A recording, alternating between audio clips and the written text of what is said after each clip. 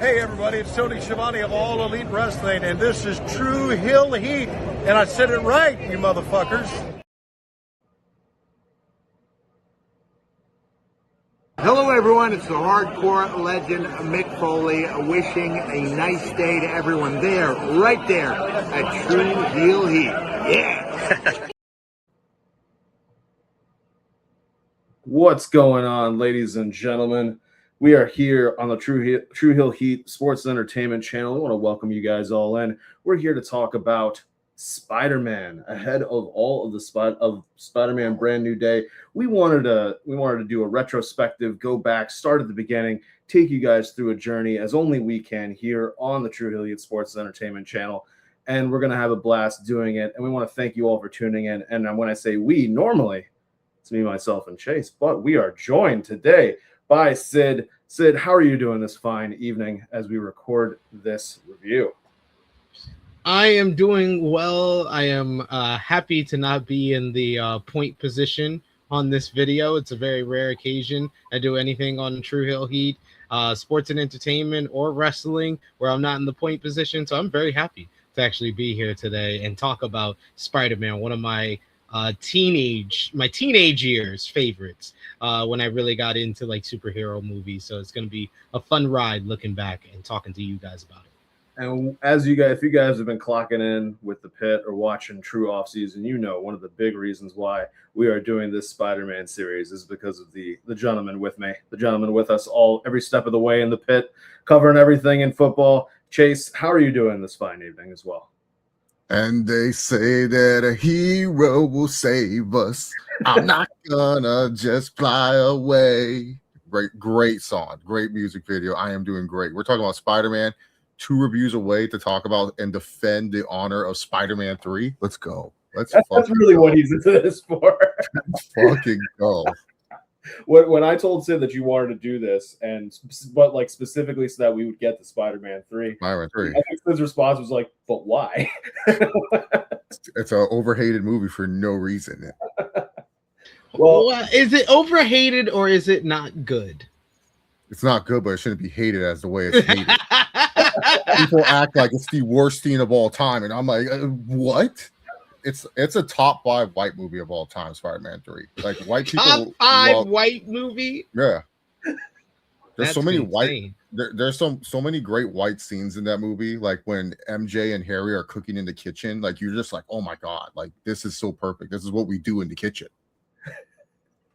Well, we're gonna get into that when we get to Spider-Man 3, but we're gonna get through Spider-Man 1 right now. But before we do that, we want to remind you guys to hit that like button, thumbs up, subscribe if you are not already. We appreciate all the support that you guys give here on the channel. It allows us to do the videos that we do for you guys. So let's get into it. Spider-Man was a 2002 movie. And it was one of the first kind of real like superhero movies that was helping to start out the genre. We'd had Superman, we'd had the first couple Batman movies, but from Marvel, there really hadn't been that much. And we did get X-Men, but then Spider-Man comes on the scene. And it's really interesting, right, that Marvel Comics was going through such a problem financially that they sold off the rights to so many properties to other companies. Sony gets all the Spider-Mans, Spider-Man and Spider-Man universe. Fox gets Daredevil and X-Men and Fantastic Four. And over time, we've slowly seen Marvel get them all back. But before they were able to, Sony was like, let's make all of these movies that we can. So we've got Sam Raimi directing this movie. Great director. He actually returns to Marvel for Multiverse of Madness, the second Doctor Strange. Let's talk about this plot. We start off with Peter Parker. We learn a lot about him very quickly. He is a lovable loser, bit of a nerd, and he's on a class trip to Columbia University. And we have one of the first kind of pop culture scenes where we get introduced to Norman Osborn, and we have the classic Norman talking to Peter, and he's saying, Harry said you're something of a science whiz. I'm something of a scientist myself. And that's been a GIF, that's been a video, it's been all kinds of stuff. And then they of course lampshade it in No Way Home, where when he says it again. But we get introduced to a young Joe Manganiello as Flash Thompson. That was interesting to see if you'd forgotten that he was in this movie. We see Kirsten Dunst as Mary Jane Watson, James Franco as Harry Osborn, and of course, Tobey Maguire as Peter Parker. And the movie moves really quickly. Like it just picks up the pace, goes I think we gotta talk about a few things, because you mentioned like how the superhero genre had kind of taken a break. I don't know about you guys, but I was like born in the late 80s. Grew up in the 90s. So like the first superhero movie that I saw was like the Batman films, like you said. Yep. Those were like the first ones that I got introduced. That's why Batman is my favorite superhero basically, period. But when this came out, it just felt so kind of like fresh, because I think that you had like the X-Men movie, like you said, like the year prior or 2 years prior. I think it comes out in 2000. And then Spider-Man comes out in 2002. But like Spider-Man is like known as like one of the most famous superheroes. Like when I was growing up, like I said, I was a big Batman fan, but the Marvel fans that I would talk to were all like, nah, man, you don't got nothing on Spider-Man. Spider-Man is that like when we grow up and then we go like years later, where you introduce more of the MCU and you got your Iron Mans and your Captain America. No one was talking about that. Like just a few years earlier, they were talking. It was basically Spider-Man. It was either, if you were a Marvel fan, you had Spider-Man. If you were a DC fan, you had Batman. So it was very fun to kind of see a fresh perspective and see a live action Spider-Man in film. And as far as like Tobey Maguire being chosen, I think that he is, in my eyes, I think that Marvel, until Tom Holland, had never found someone who was perfect at both being Peter Parker and being Spider-Man. And to me, Tobey Maguire is an amazing Peter Parker. Like the boyish charm, the kind of nativity, and kind of like you can see like his insecurities at times, his timidness at times. He just gets that kind of Peter Parker form of it. And then after the bite, kind of discovering himself and discovering his new powers, he just gets it right off the bat. And it's just perfect. As far as like being Spider-Man, I think that's where he's not as great. I think he is good, but he's not great. And I think that that's where Tom Holland was better. But Tobey Maguire, I was a big fan of him, especially from his performance as Peter Parker in the film. What about you, Chase? How did you like Tobey's performance? Oh, I loved it. Like, especially like in the video games. If you ever played the video games, he's a way better Spider-Man in the video game versions than he is in the movies. He just says whatever line that Raimi has to say, and if he's not like pissed off that day, because we all know Tobey has anger issues and stuff. But no, he was great. The only thing about this cast, I was disappointed when I got to high school. I thought I was going to look like these motherfuckers when I got to high school. I was all like, man, these are the most obvious 20-year-old high school students I've ever seen in my life. On God, when I was like 9 years old watching this movie, I'm going to be like, wow, I'm going to look that old, and that's sick. Like, I was like, dang, I'm going to, oh my God. Like, I was so disappointed when I was like, hey, what happened? I'm gonna look nearly 30. This is great. Yeah, I was excited. I thought, hey, I'm okay. We're like, hey, especially the women there, they're all good looking. I was like, damn, all right, let's go. And who would we say appears more unrealistic as high schoolers? These guys or the cast of Scream? Which Scream? The first one. The first one come off more as high schoolers than Tobey and so yeah. Kristen Dunst, I thought was a good MJ choice. I think that she kind of is an actress of her time. Like if I told you 2000 actresses, you would probably tell me Kristen Dunst. Yeah. So like that I think that was a good choice. And James Franco as Harry Osborn, and then of course Norman Osborn as well, William Dafoe. That the William Dafoe pick is probably the best casting move of the whole movie. That's got to be a top 5 comic book movie casting, like of all. Yeah, time. He just brings the camp.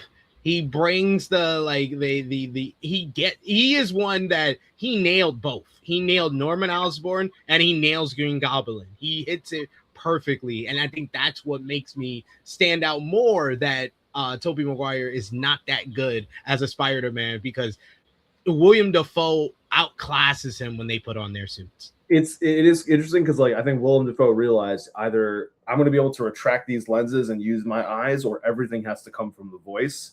And Toby was just like coming from the voice, but he doesn't really say that as Spider-Man. So like it's weird. I thought that the casting of James Franco is interesting just because like he's able to play off of play like that role of being like this sort of neglected child very, very well.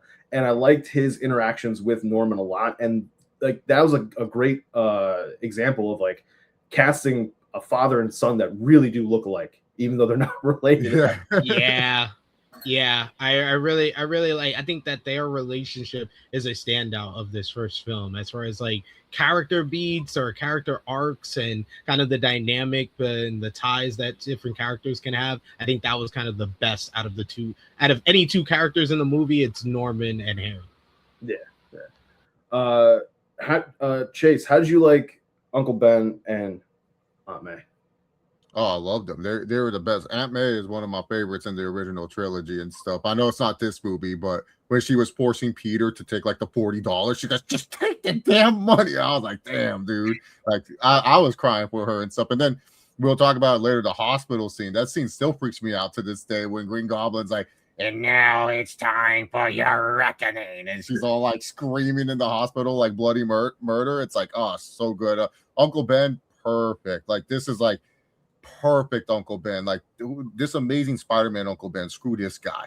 That's not him. This Uncle Ben, bro. And then, oh my god, the scene where he's dying, I literally thought I was so sad, bro. Like I was crying in the movie theater, bro. Like I'm an emotional guy, so I'll cry during there. Like I can't see any Will Smith movie because for whatever reason I just cry every Will Smith movie. Like it's just a thing that happens. I find a way to cry during every Will Smith movie. Wait, so did you cry during Independence Day?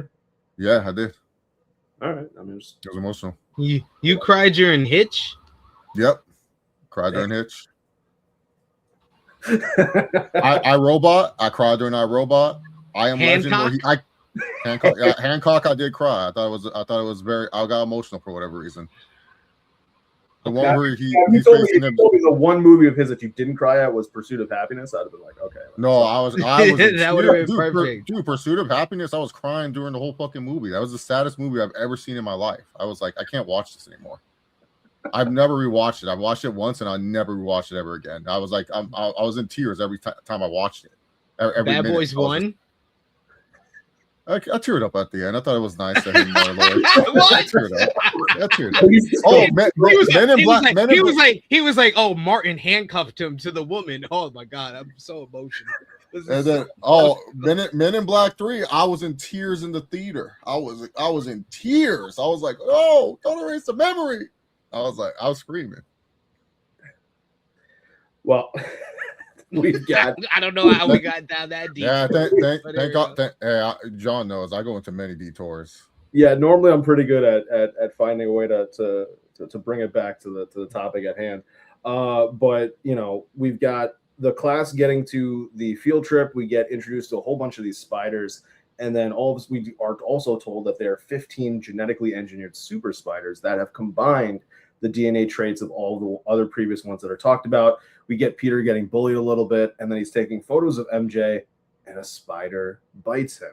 He comes home and he is immediately going through changes, and he's just like, "Yeah, I'm gonna crash. I'm gonna go to sleep." And Uncle Ben and Aunt May are like, "You don't want to eat anything?" He's like, "No, I got a bite." And that's one of the things I did love about the movie is how they have little dialogue things that reference the thing that happened, but with a fun spin on it. Meanwhile, Norman Osborn is trying desperately to win and keep a government contract and win a larger one.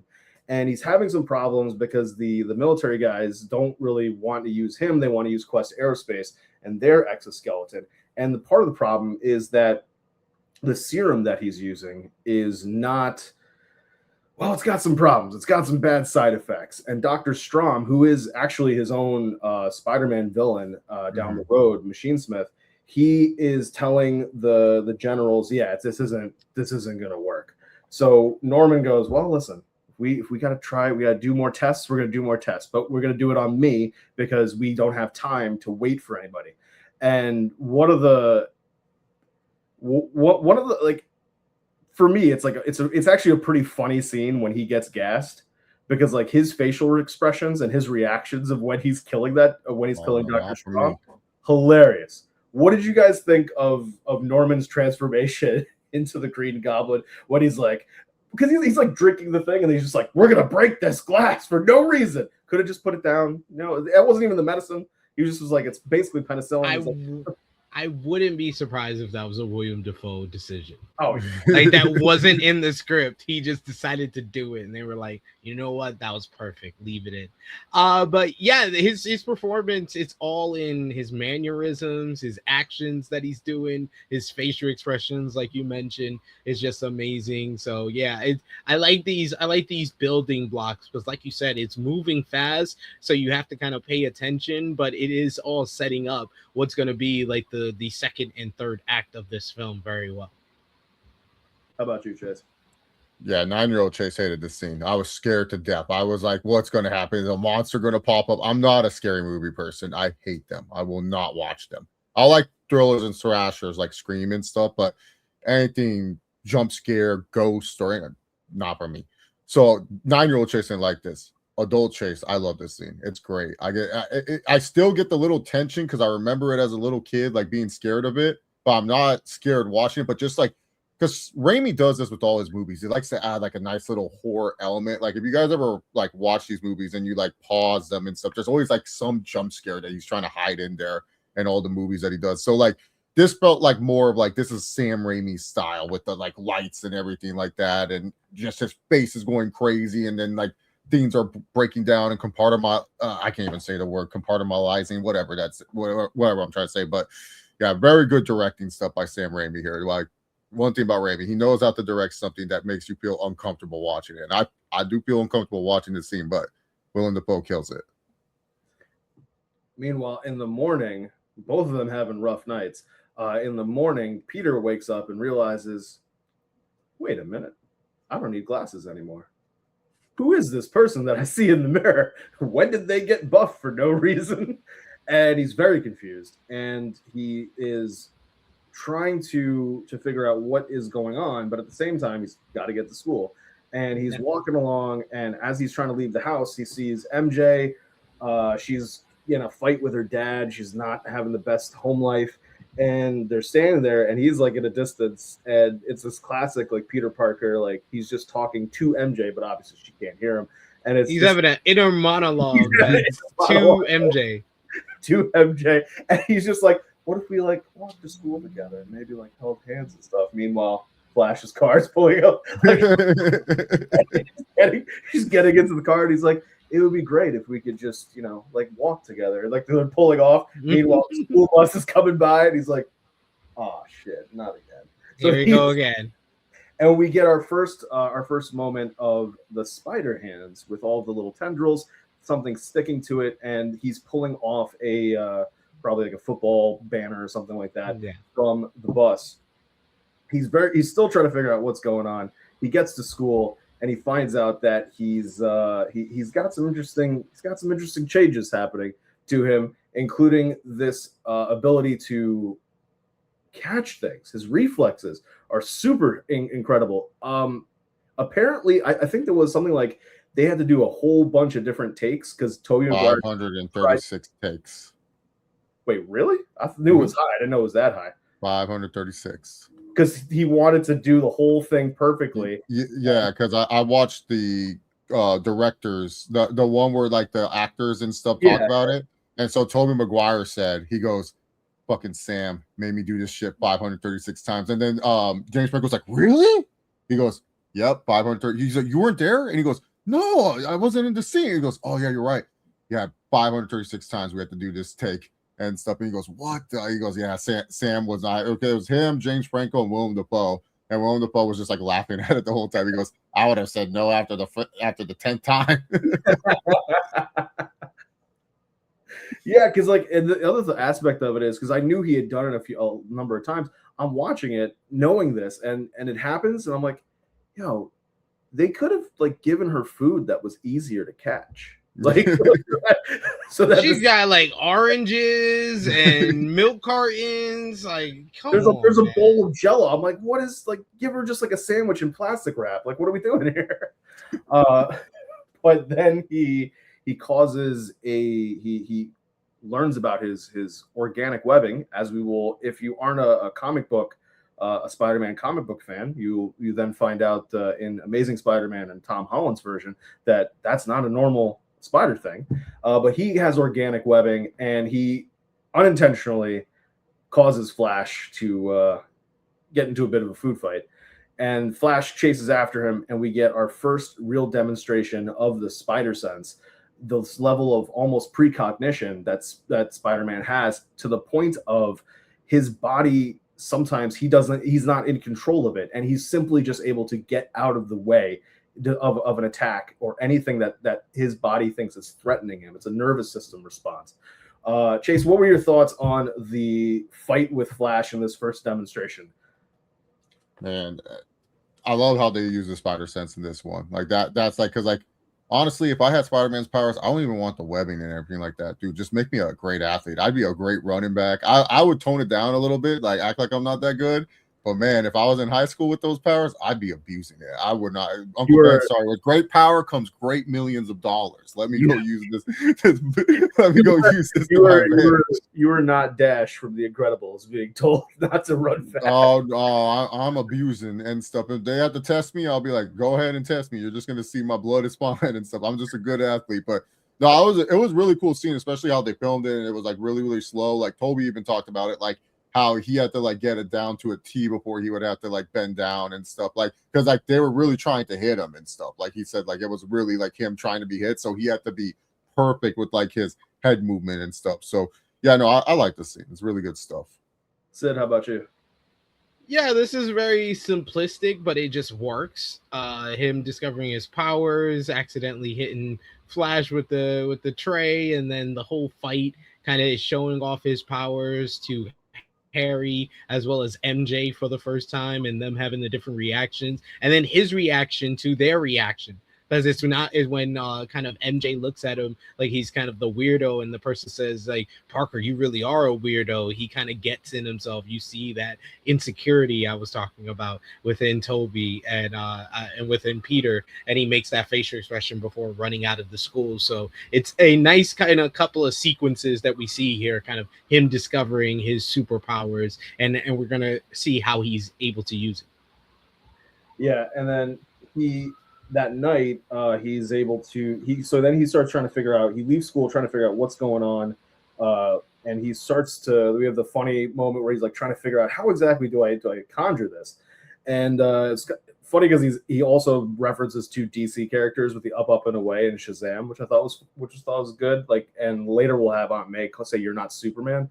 So DC Comics exists in this version of Marvel, but he. Unfortunately, because he's out and about trying to learn how his webbing works and what he can and can't do, he misses painting that evening in the house, and he's taken out some of the trash later to try to make up for what happened, and he sees or hears MJ in another fight with her, or her parents are in a bit of a yelling match. She's out in the backyard trying to get away from it all. They have a conversation, and towards the end of it, she sees Flash has arrived with a brand new car. And so Peter gets the brilliant idea of, well, if I had a brand new car, then MJ would like me. So he goes, well, what's a poor guy to do when he doesn't have any money? So there's a fun scene where he's going through used car deals in the classified sections, and seeing those 2002 prices was really nice for a moment there. But then he realizes I was like, damn, take me back, yo. Yeah, for real. My car payment is a 2002 car. What the hell? So he goes, all right, listen, I just need $2,998 to buy the cheapest car that I can find. And lo and behold, right down below, guys, True Hill Heat Sports Entertainment. Where did we come from? We come from the world of professional wrestling. And there's $3,000 available for a young man for being an amateur Man, wrestler. who's this indie booker? All the wrestlers go to this guy. $3,000 showing up. All right, for sure. I know some guys who only make 400. I know some guys who just make a hot dog and a handshake. Hey, we got a triple taping. I can't give you much, but who's free? So we've got Peter coming up with his costume, trying to come up with what he's going to do. And it's really fun. It's cool because like we get like that first image of what Spider-Man looks like in his head. And then we get to our wrestling scene. And lo and behold, who is going to be his opponent? It's Bonesaw. Yeah. Bonesaw McGraw, a.k.a. the Macho Man, Randy Savage. Chase, we all know what you want to do, so just do the impression. I forgot what he says, dude, because I was watching the director's cut. What did he say again? Like he's like, I'm going to kill him or something like that. I don't know. I forgot. Wow. Sorry, I drew a blank there. Man. I'm on the Green Goblin. You disappointed. You disappointed, John. I don't have a good Macho Man. I have a good Hogan. That is my Macho. You know the cream rises to the top. Oh yeah. Is Hogan and looking at Miss Elizabeth? Yeah, and it's like that. My Macho Man's it's funny. Some impressions people are shocked that I can't do it. I'm like, I don't know. I just can't pick it up. I see the lust in your eyes, Hogan. Yeah. I see the lust in your eyes. Take me fucking back to that. Oh my god. Well, we've got a Macho Man or a Bonesaw, we should say, that hardest boss in Spider-Man 1, dude. This guy, in Spider-Man 1, the video game, you had to do like the wrestling gauntlet. Yeah. And then the end, you had to face Bonesaw. And fucking Bonesaw was so hard because he was the only boss that knew how to grapple. So if you messed up, he would literally suplex you and then kill half your life. It was and there was no health regeneration. Hardest boss in Spider-Man 1. I don't know how I beat it as a kid because I found my old copy when like 3 years ago and I tried to beat it. I'm like, how did I do this when I was 10? Like, what the heck? like I'm not this washed. Like it was so hard. Well, we've got Bonesaw out there, and he is maimed basically his opponent. And interestingly, you know, we see cage doors up at the top of the roof or the ceiling of this venue, and it's like, I wonder if that's going to come into play a little bit later. But before that, we have to introduce Bonesaw's newest victim. And Bruce Campbell is there as the announcer, as the ring announcer, and he just is like, if he can last 3 minutes with Bonesaw, he'll win $3,000. And it's going to be the devastating, the incredible, what's your name, kid? And Spider-Man goes, the Human Spider. That is such a Peter answer. That is such a Peter. If you have read any Spider-Man comic book, especially the original one, that is such a Peter answer. He's like, that's it? That's the name? That's what you're giving me to work with? He's like, yeah, that's my name. So he goes, that's terrible. Watch this. The Amazing Spider-Man! The curtain pulls back, and Peter Parker / Human Spider / Spider-Man just goes, that's not my name. He said my name. He was indignant. He was like, how dare he not say my name properly? He's like, I worked on this name really hard. So he gets shoved out there. You've got Bonesaw's valets making fun of him, saying that he's going to tear him apart. Peter gets in the ring, and lo and behold, the cage doors start closing. And Pete's like, I didn't even agree to a cage match. Agree to this. What kind of lazy booking is this? What's going on? Oh man, dude. Russo has the pen with this one, man. Word. Did have the pen. So maybe that's how they were able to get a Macho Man. I'm telling you, bro, we get the kid in the ring and then we put the cage down and he will be shocked. The audience will be shocked, bro. So we have Macho Man taking on Spider-Man, and we have a fun moment where Peter is just doing anything he can to evade and get away from Bonesaw, including jumping up onto the cage. And it's another great shot of him hanging on and holding on. And it's just like, wow, like how do they, pull this off? Especially for us when we were kids watching it. It's like, how is he really up there? But there's there's a fun little moment. There's some veiled homophobia That's for where 2002. I was like, it was okay for 2002, maybe not for 2026. But there's a little bit of homophobia that happens there. He's like, it's a nice outfit. Did your husband make it for you? And Macho Man's like, if you come down here, I'll beat the shit out of you. So the fight happens, and lo and behold, even though it's a cage match, the heel starts cheating. What is this shit? And he is a heel. Those were not worked chair shots. No, that was a CTE shot. The first one. The chair wasn't shaved down. Nothing. Nothing. Then he hits him with a chair shot to the back of the skull while he's on the mat. And then eventually he's handed a crowbar, and it's like, okay, we're getting a little serious here. Maybe we need to tone this down. But Macho Man has no type of let me step back. He just keeps standing there while someone is laying down kicking him. And Spider-Man just goes, Spider-Man just goes, if I kick him enough times, it's gonna stop. And sure enough, it does. And he's able to take out Bonesaw, and he wins. And with a monkey flip. The monkey flip is his finisher. And then we have a fun moment where you were alluding to earlier, Sid, the hot dog and a handshake. A promoter stiffing a wrestler, a competitor. Oh, no way. Yeah. Never heard of that. Most accurate depiction in this whole trilogy is this. He's supposed to get $3,000. He gets $100. And it's honestly one of the funniest moments of the movie where Peter's just standing there staring like, are you going to keep handing me more money? And the guy's like, no, what do you want? And he goes, well, the ad said 3,000. He said, if you survive 3 minutes, but you pinned him in 2, so you can get the fuck out of here. And Pete's like, I feel as though that should give me more money, like not less, but all right. So there's the guy says to him, it's not my problem. This is what you get. Pete leaves. As he's leaving, somebody else walks in, and that dude proceeds to hold up the promoter for the money. Also something we've never seen before in wrestling. So then this guy is taking the money. He's running down the hallway where Peter is at the elevator. And Pete just, lets him go when the promoter's like, hey, we need, stop that man. Stop that man. He's getting away with the money. And Pete just lets the guy go. The guy says, thank you. And then the promoter's like, what did you do that? And Pete just replies to him, it's not my problem. Not my problem. We leave from there.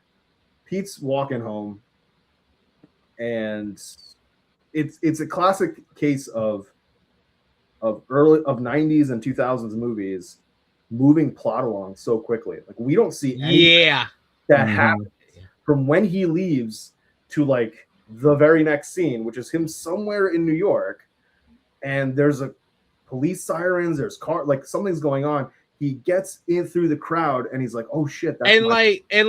What made him go through the crowd? Like, how did he know that was going to be Uncle Ben? Like, that was the one thing that I was very kind of confused about. And as far as like the thief and Peter going away, because I know there's been debate about this ever since this film came out 24 years ago, and people will say, "Oh, Pete was wrong. He should have stopped the guy. He should have not let his ego or let what happened with the promoter get in his way." I've always been a believer for 24 years since I was 14 years old.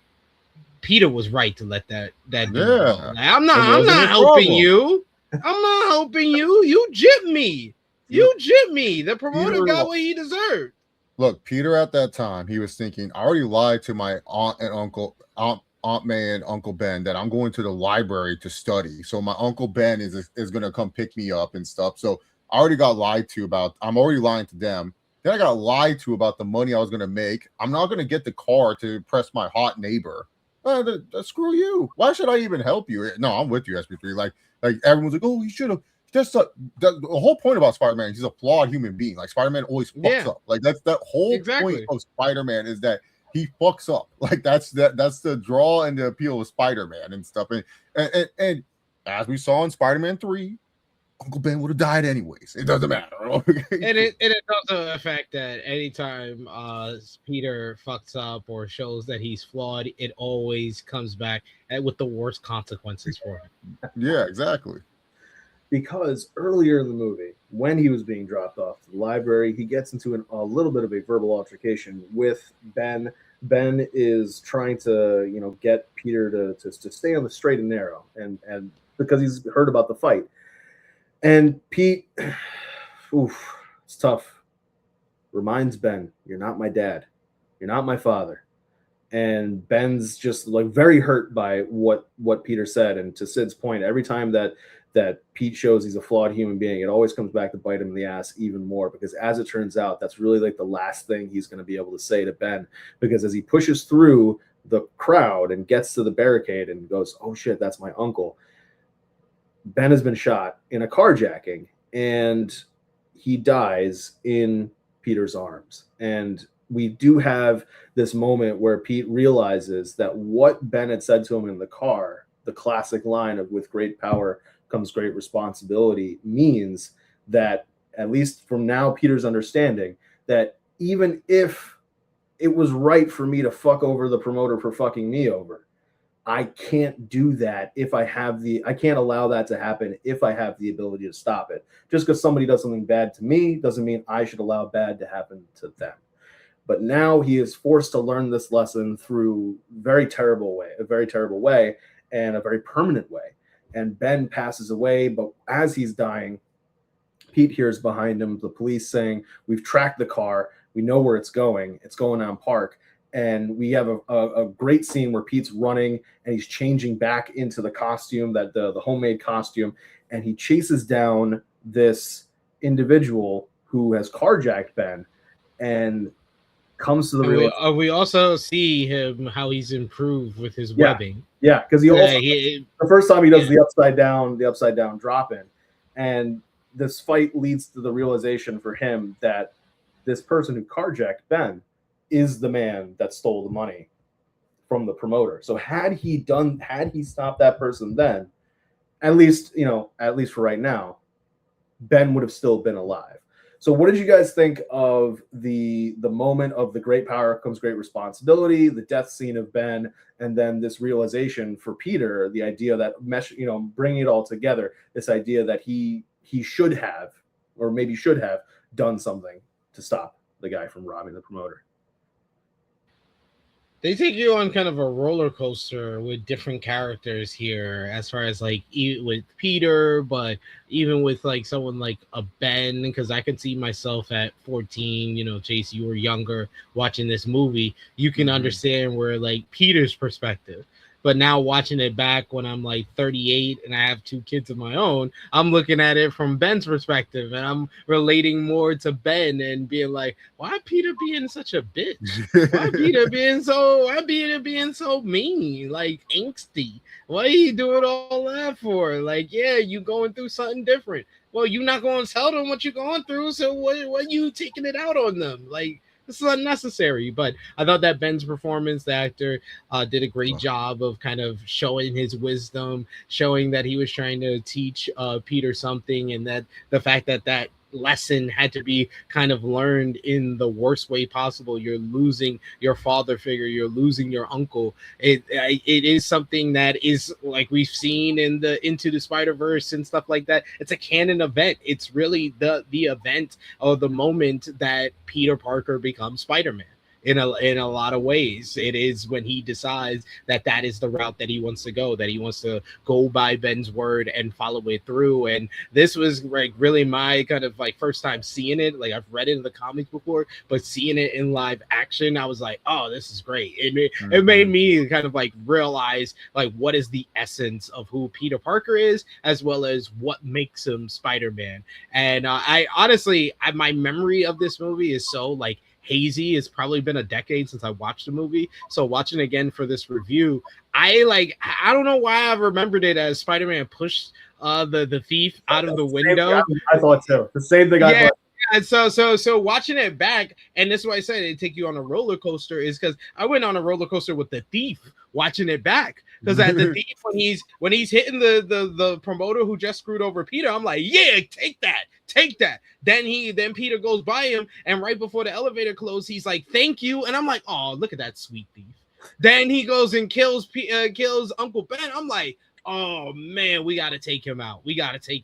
So they chase him down, get him into the warehouse. Then he's in the warehouse. He's all scared. And Peter realizes he's the same guy and like backs up. And the dude pulls the gun out and puts it to his head. I was like, nah, dude, this dude is trash. We got to take him out. So I went on like, okay, this is a sweet thief.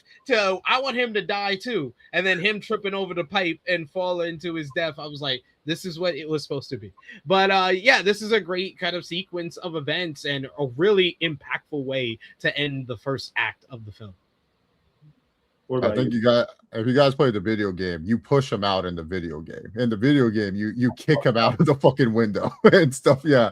After you beat his boss fight, you kick him out of the window and stuff. And then that is so not Spider-Man. Like I was ready to be like, yo, you know what Peter says because I literally went in on Supergirl about Supergirl murdering someone at the end of the film. If Peter Parker would have pushed him out of the window, I would have taken off at least 3 points to my final score for the movie.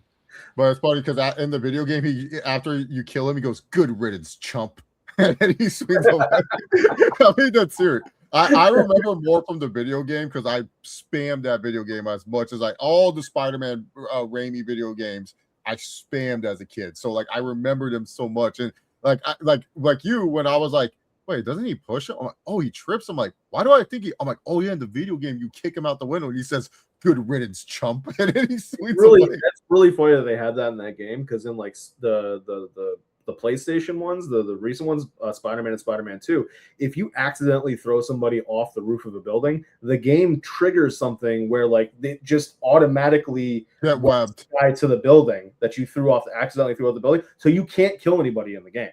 Like it's really funny. Like you get not even accidentally, like you can't do it. It just Peter's like, I thought of this already and I stopped you from doing it. So in Spider-Man 2, the video game, you can get the Tombstone pile driver as one of your moves. And I used to take people up to the Empire State Building and Tombstone pile drive them all the way from the top. And I was like, and Spider-Man was like, and Spider-Man would just talk shit afterwards. But yeah, no, this was a really good scene by Raimi, especially like I said, Raimi's really good with these kind of like dark, scary kind of horror. This wasn't scary or anything, but like anything dark and he can play with lighting. It was really good. So when the lighting hits and he has Spider-Man, he's like, oh, it's you. The thief is all scared. Oh, good stuff. Like good stuff. This was probably one of Tobey's better acting moments in the movie. You know, Tobey he's hit or miss in the movie, but this one like, with the raw rage and emotion that he had and stuff. And like for me, when I was younger, I was like, man, like I didn't have a father figure. I'll be honest. I was one of those like my dad sucked, like type of kids and stuff. So my grandpa really was like my dad. So like seeing Uncle Ben died and my grandpa was going through testicular cancer at this time, and he was at the end of his leash. I was looking at Uncle Ben like my grandpa. I was like, oh my God, that's like my grandpa right now. So I started crying in the theater because of that. So anytime I see this scene, I'm just thinking, I just look at Uncle Ben. I'm like, man, it's my grandpa right now, dude, dying. So I always felt bad for Uncle Ben and what Peter said to him, because I'm like, man, Peter, you don't get like, I mean, your parents left you and stuff. I mean, they're not spies like they were in the Amazing Spider-Man universe. I don't know what the fuck they were doing there, but whatever. We'll get to there when we get there. But yeah, man, like, why are you so mean to your uncle and stuff? But yeah, I still don't understand how he knew Uncle Ben was the person that got shot. Like why he pushed himself to the crowd. Like, is the spider the spider sense make him realize that is Uncle Ben? I don't know. I was confused too, SP3, because like I thought for sure it was like, no, yeah, he was at the library and he saw, like, no, he just randomly saw a crowd and he just pushed through it. I'm like, bro, like, the other part that's funny about it is like the scene prior, he literally did not get involved. He actively removed himself from the situation. And in the very next scene, he's like, hey guys, I'm a little curious. I'm a little curious here. What's going on? Meanwhile, the Goblin serum, the performance enhancing serum has really done a number on poor Norman.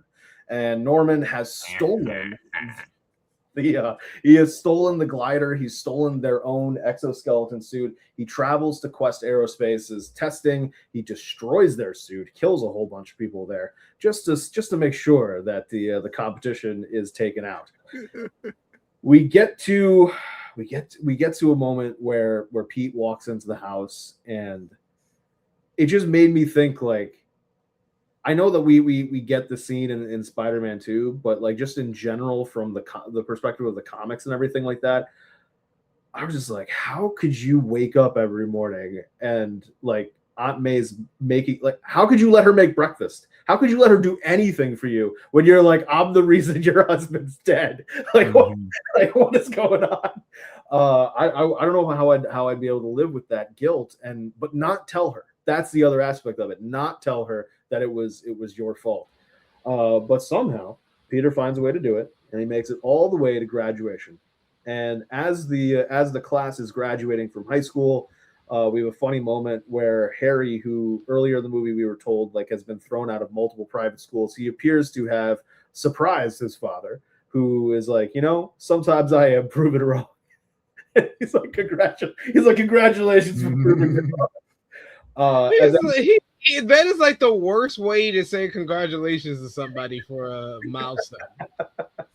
Like, oh, you proved me wrong. I thought you were shit.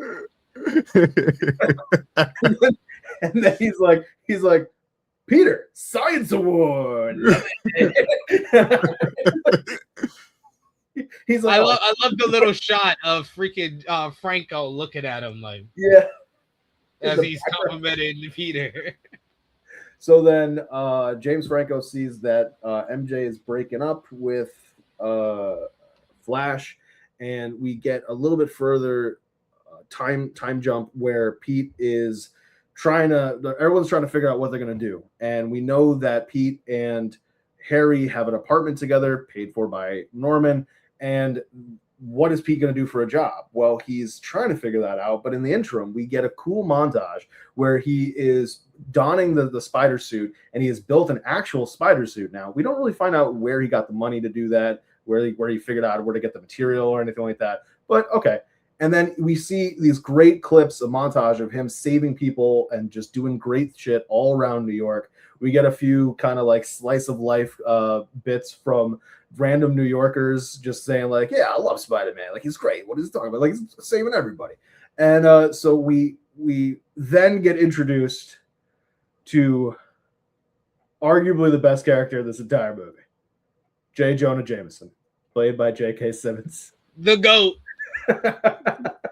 So good that he can survive any kind of multiversal reality. I would love for them to have had like a moment where we had that the MCU version of Jonah Jameson and Tobey Maguire's version of Spider-Man. He's just like, wait a minute, I know him. Like, that would have been funny. He's the same everywhere. He's just Kane the Conqueror. That's maybe that's a twist. That's the real Kane the Conqueror. Yeah, he's really Kane the Conqueror, to be honest. We just spoiled Doomsday for you guys. We're sorry. But Jameson is just looking for ways to prove that Spider-Man is a menace. And he's also trying to figure out how to get better photos of Spider-Man. So he puts a wanted ad in the paper, and lo and behold, Peter Parker, who has an affinity for photography, goes, well, this seems like a good way to feed myself. And so I always wanted to be a photographer. So he proceeds to take pictures of himself while beating people up, beating criminals up, including the we did forget before that. We see Peter and MJ meeting up for the first time. The diner, outside of the diner. He finds out that she's working at a diner instead of being an actress, while Pete is still struggling doing his thing. And this is where he finds out that MJ is now going out with Harry, this scumbag. And then she's like, don't tell Harry. Like, don't tell Harry that you know. And he's like, oh, okay. I guess. I wanted to curse him out and slash his tires, but okay. Hey, with great power comes great responsibility. There you go. But I mean, also there's like do you want to fight this person when they're paying in essence for rent. Like This is also true. Also true. Let me keep my mouth shut. I got a roof over my head.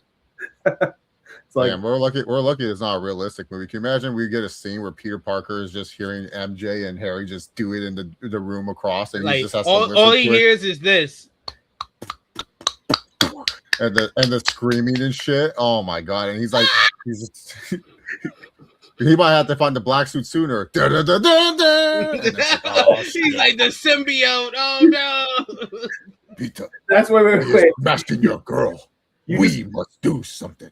You have like that in the background, and then you splice in the scene where like the symbiote does like the latching on to Tobey Maguire from Spider-Man. By the way, the score for this movie is just all the really radio good. shows. Oh, so good. It's so, oh my god. This and like the original X-Men's the first three scores were just so amazing and stuff. Oh. So fun fact, this is Danny Elfman, who famously did the Batman score, the first Batman score. So that he makes created that, like that. All of that is Danny Elfman. Makes sense. But this has a lot of vibes for the first Batman film. Yeah. A lot of the vibes. We have Peter going to Jonah Jameson to sell his photographs at a Trash. mega crap. He's like, I'll give you $100 for everything. It's like the $200 for everything. It's like $200. Like, what are you talking about? No. First he says he don't. He's like all of these are bad. Then he says, all right, let me look at them. All right, well, $100. Then it goes. It like works. He like works his way through it. I like how the best part is like he thinks like the deal that he's giving him is $300. He's like $300. That's a freelancer fee. Everyone wants to be a freelancer. He's like, I wanted a job. He's like, a job? What? No, freelancer. Freelancer's way better. It's like my old company when they let me go. Chase, you can freelance sell solar panels for us. Why the fuck would I do that? Like, no, you make more money. I was making good money with y'all. What are you talking about? So Pete is selling the pictures, and then immediately finds out that Jameson plans on smearing him with the pictures, and he's like, "Wait, what?" And then again, similar to the roof over your head, like, "Are you okay with this guy going after the girl that you like?" He's gonna be like, "Well, he is feeding. He's paying me money I can feed myself with. I mean, I guess I can let him talk shit about me. I know the truth."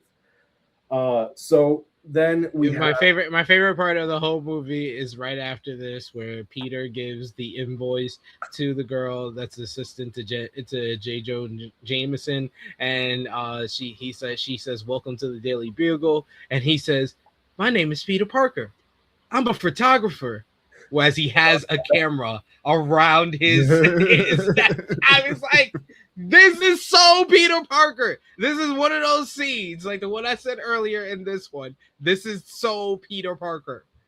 It's hey, funny. My name's Peter Parker. I'm a photographer. It's funny too because he's realized he's like, okay, maybe I don't have a shot with MJ, but I might have a shot with this lady. Yeah, they do date in the comics. They do date in comics. Betty Bray, yeah. So from there we have Norman in another one of the memed or gift scenes that were created from this movie. He's in front of the board of directors, and the board of directors are like, "Okay, yeah, you did a great job. Yeah, like costs are down, revenue's up, everything like that. That's why we're gonna sell the company." And it just reminded me that for some reason, in these early 2000s movies, we had villains who, yes, they had a lot of problems, but they also like became radicalized by rampant capitalism. Because in Fantastic Four, Dr. Doom or Victor Von Doom, he's doing fine. But then the company's like, no, we're going to fuck you over. The board of directors are like, we're going to fuck you over for profit. And he's like, wait a minute, you can't do this to me.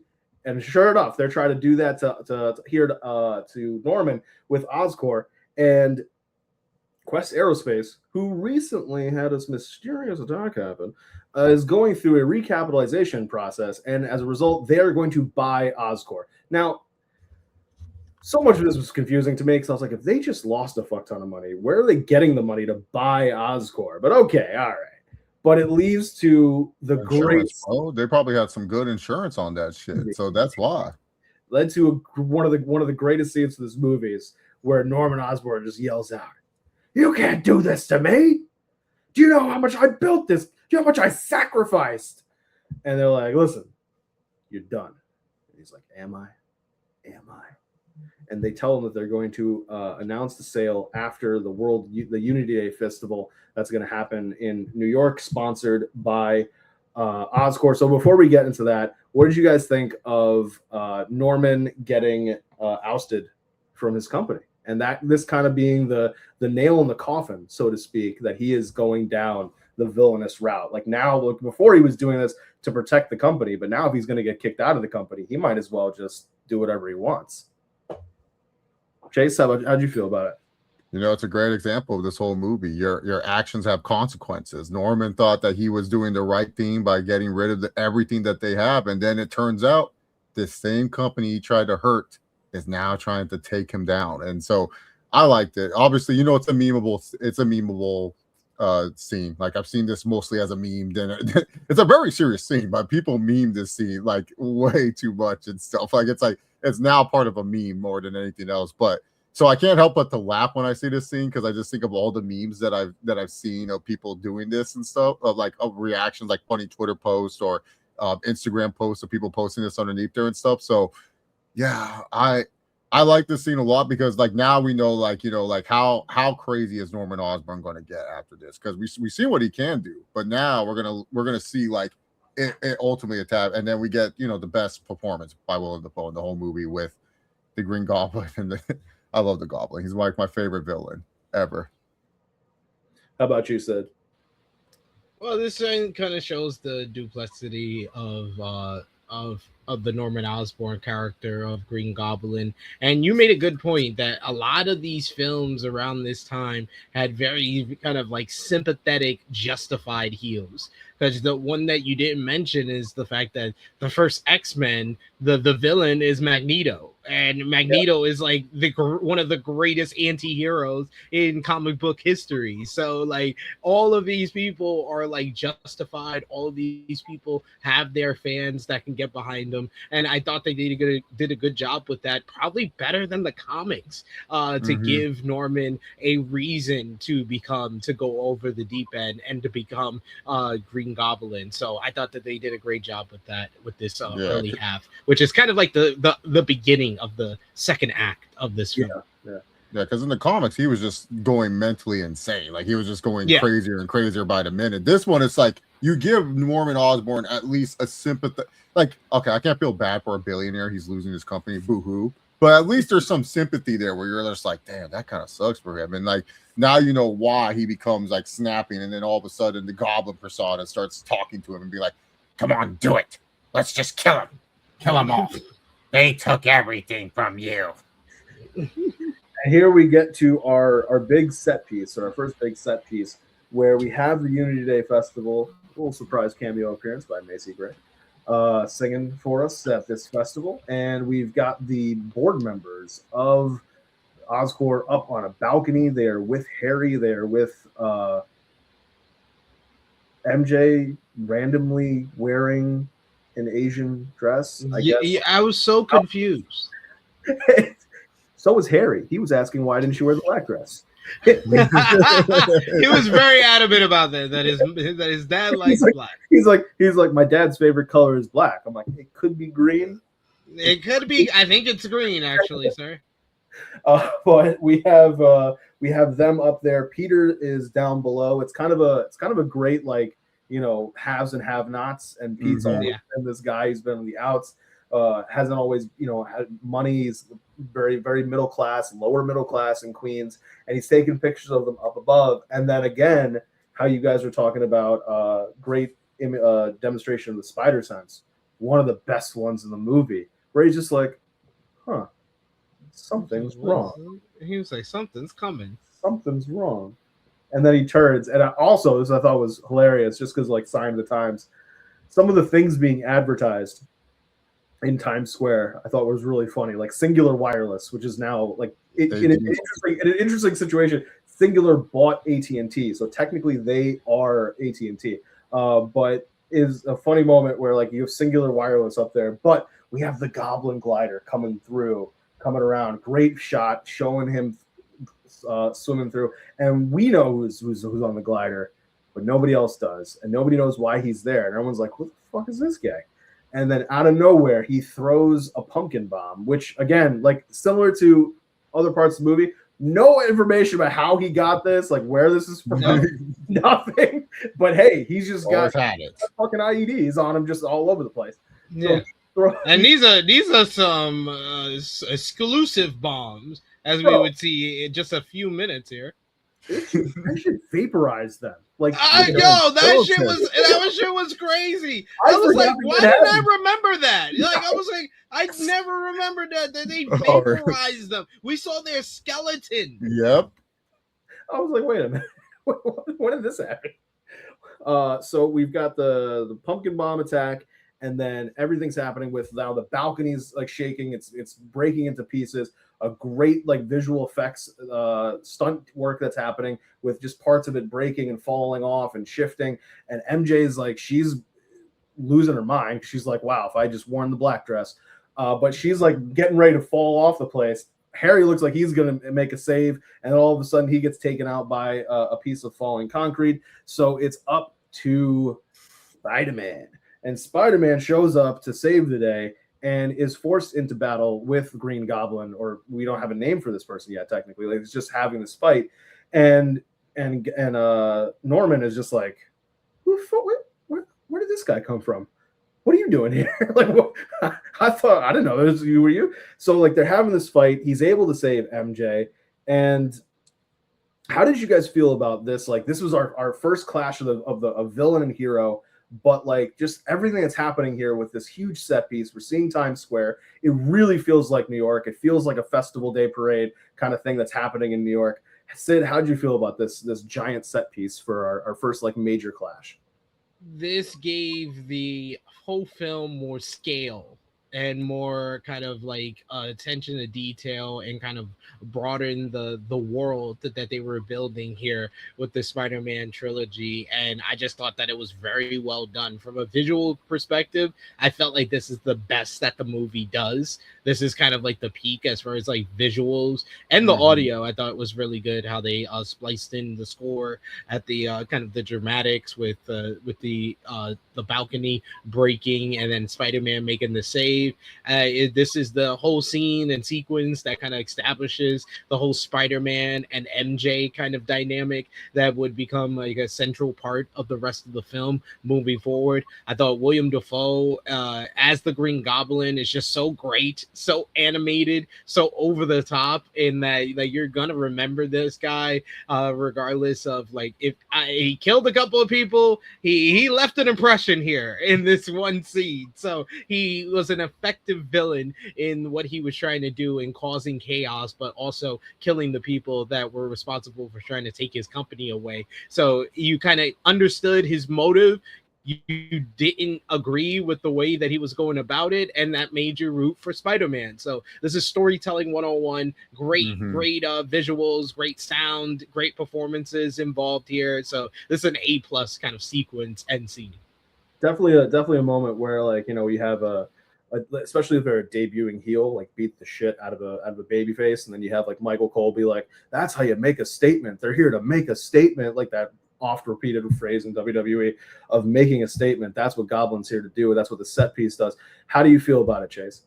Yeah, they told Sam Raimi, hey man, not every fight needs to be at nighttime. You got to have something in the, and Sam Raimi was like, fine, I guess. And it's honestly one of the best scenes that he has in this whole movie. It's like when Sam Raimi goes out of Sam Raimi's comfort zone, it's good, but he loves the dark. He loves night. That's his favorite thing to film. It's just, I get it. It's cheaper, Sam. I understand. I get it.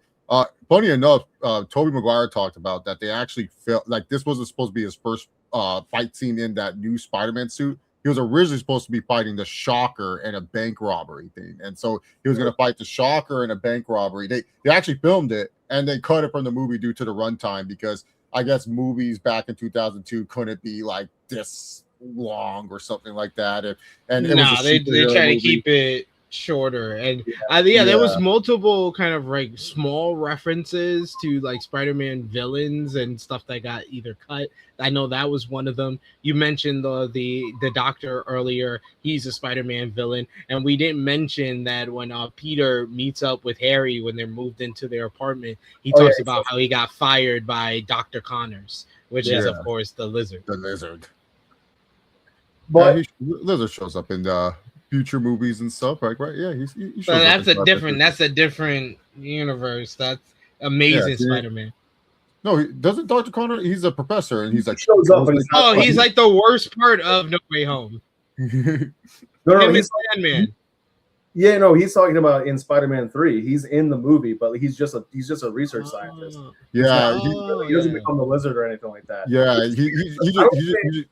I don't think they reference the fact that he's like, I got fired by Dr. Connors when we get to it at Spider-Man 3, because that's another hallmark of early 90s or 90s and 2000s movies. They're like, oh wait, did we mention this? No, we didn't. Yeah, no, but yeah, it was kind of cool because like we didn't know how Spider-Man could fight, but just seeing that Spider-Man, like, you know, we know that like he's a good hero, he's been doing a good job, and just seeing that like, holy shit, there's someone that's like super strong and that can just kick my ass, and Goblin just wrecks him and stuff. And of course, you know, another memeable scene here. You know who I am? Do I? I'm your friendly neighborhood Spider-Man. He just walks away. First of all, if I'm MJ, and women aren't stupid, but she would know. Oh, that's fucking Peter Parker. The hell? Exactly. Like, he's not even trying. Like, at least Batman go through the trouble. My name's Batman. I'm Batman. And Peter Parker's like, hey, I'm Peter Parker. Hey, I'm Peter Parker. Hey, I'm Peter Parker. It's all the same voice. Yeah, it's like, bro, like there's no way you could just change it a little bit, like, or something. He like, if I'm MJ, I'm gonna be like, yeah, he kind of as tall as Peter. Sounds just like him. Yeah, that's Peter Parker. Like, you know, I don't know how no one made a skit about this yet. Like, this is like the most skittable. Peter, it's you. No, not me at all. Like easy money. I think that's kind of why they had Zendaya as MJ figured out in the second Spider. Yeah. But honestly, I think one of my favorite parts of this entire section of the movie, this scene, is when the one float is like slowly falling, and there's that kid who won't get out of the way, and Peter's just like, get the fuck out of the way. Kid's not moving, and he's just like, now I gotta go out of my way to save this guy. Like he's like this kid. Like nothing made me. What's with it in all these superhero movies? There's always that stupid kid that's just looking and at something's falling, like, move out of the way. Like, did your parents raise you to be dumb? Like, nothing made me think that, like, growing up, because I'm originally from Florida, like, nothing made me go, yeah, he's a New Yorker, for him, other than going, get the fuck out of the way. Like, why are you don't see it fall? Like, what the fuck? And then, funnily enough, to your point about they always do the thing with the kid falling, they do that in Iron Man 2, right? Which they now retcon to say that was Peter Parker.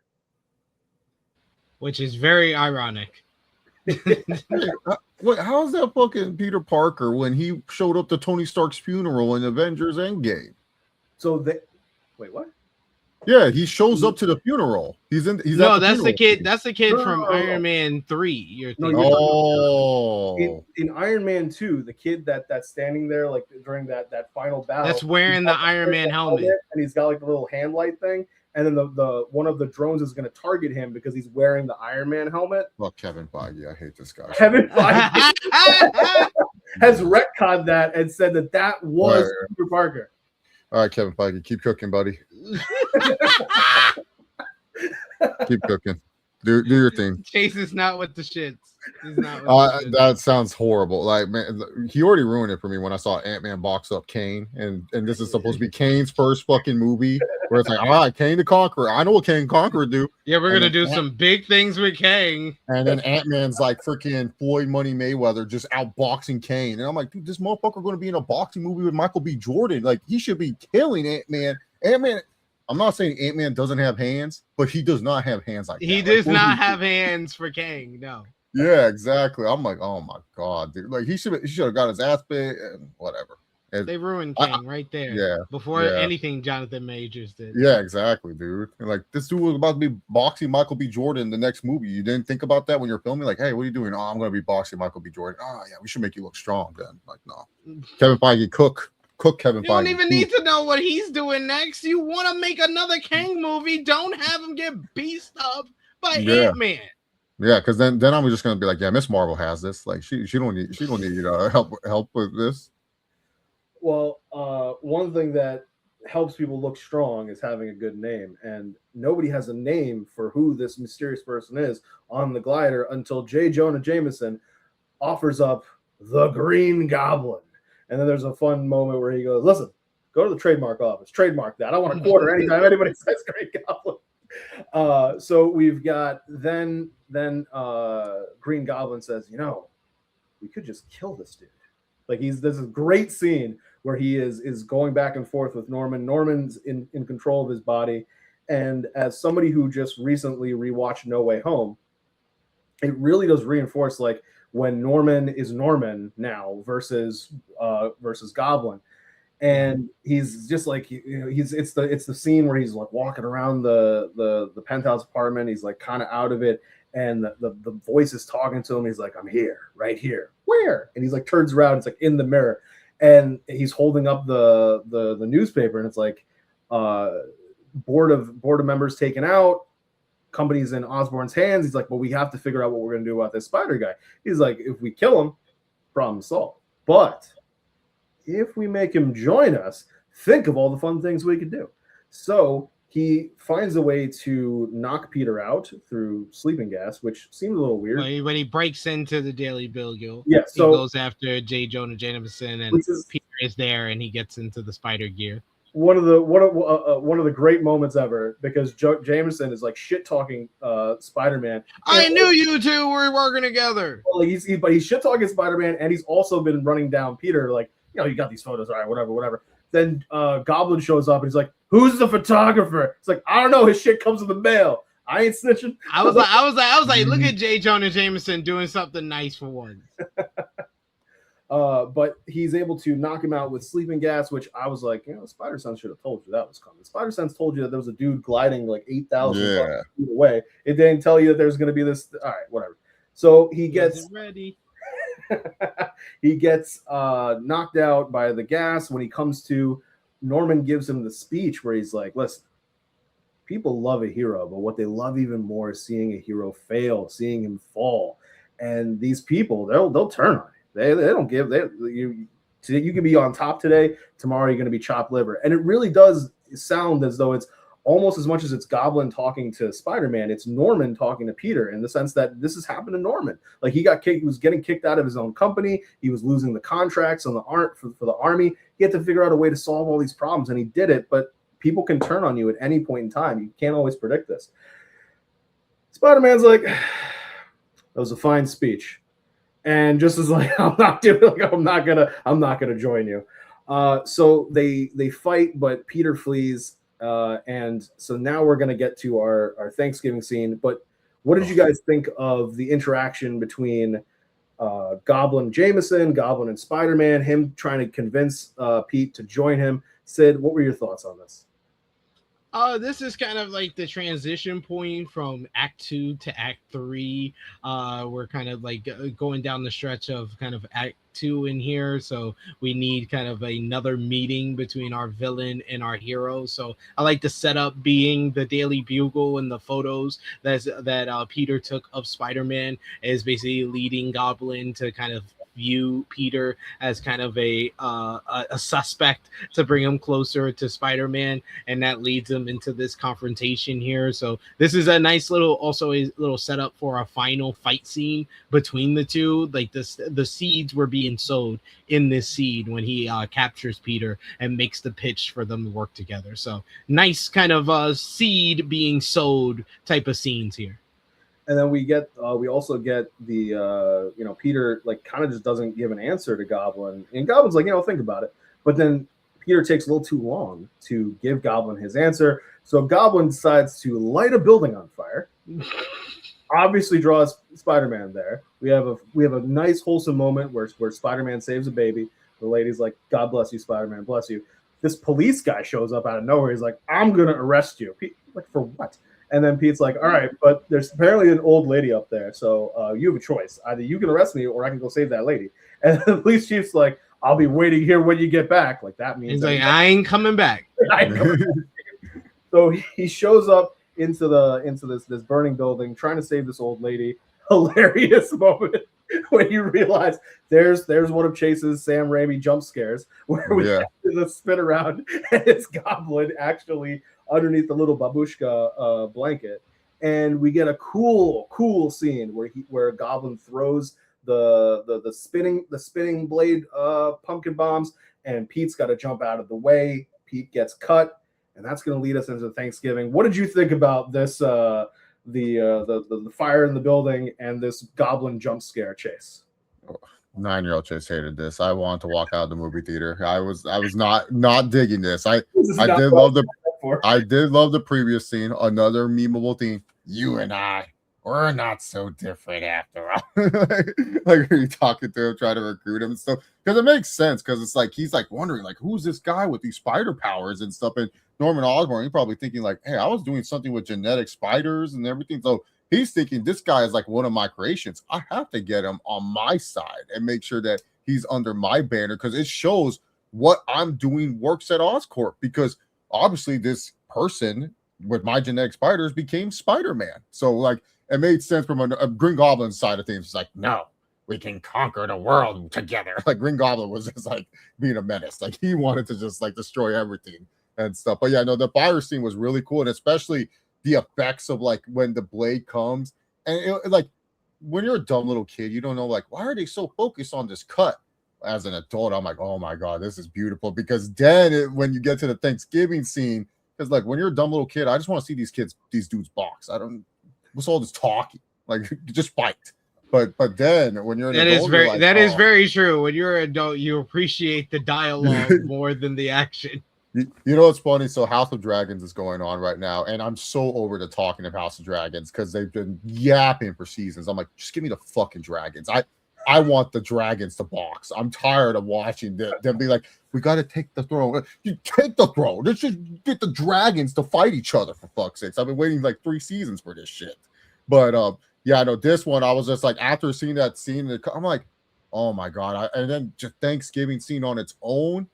Oh my goodness, just like freaking tension, man. It's one of the is Spider-Man considered a Thanksgiving movie to you guys because they have a Thanksgiving scene in it? Some people argue. Who talks about Thanksgiving movies anyway? The only Thanksgiving movie is Plane, Trains, and Automobiles. Okay. That's it. But we get Pete trying to so Pete's headed back to the house for Thanksgiving.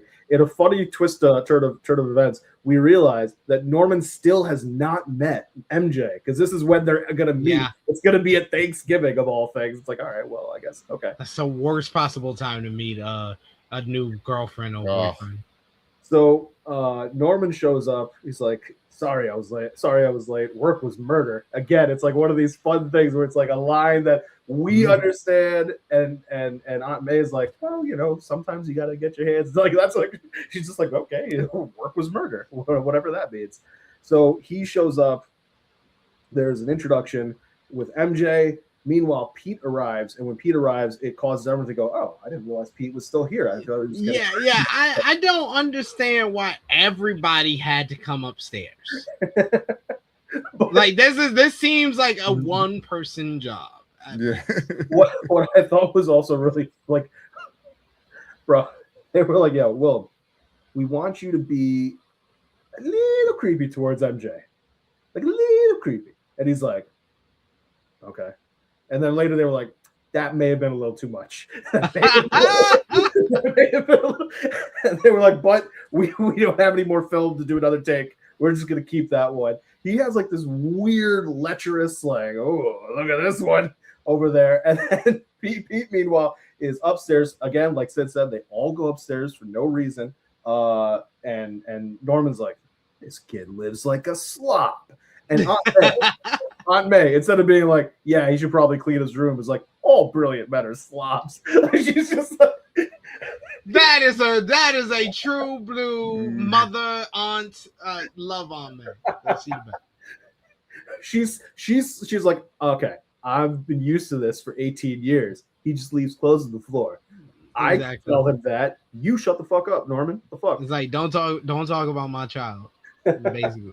But Pete is another great shot of him clinging to walls. He is up on the ceiling, and we have the cut and a little bit of the blood dripping, and then a great moment that really highlights how much the goblin serum has affected Norman and heightened all of his senses. Is that the blood? There's just a couple of drops of the blood that hits the ground, but that sound is enough to alert Norman that someone's in the room. And then when he finally looks up, he comes back into the room and he looks up. Pete's gone. Pete's out on the underside of the balcony. We have a tense moment where Norman's like looking out over the balcony. We can see Pete because the camera drops from underneath. And then we go back into the downstairs section where Pete shows up with the cranberry sauce. And he goes, I had to beat an old lady with this.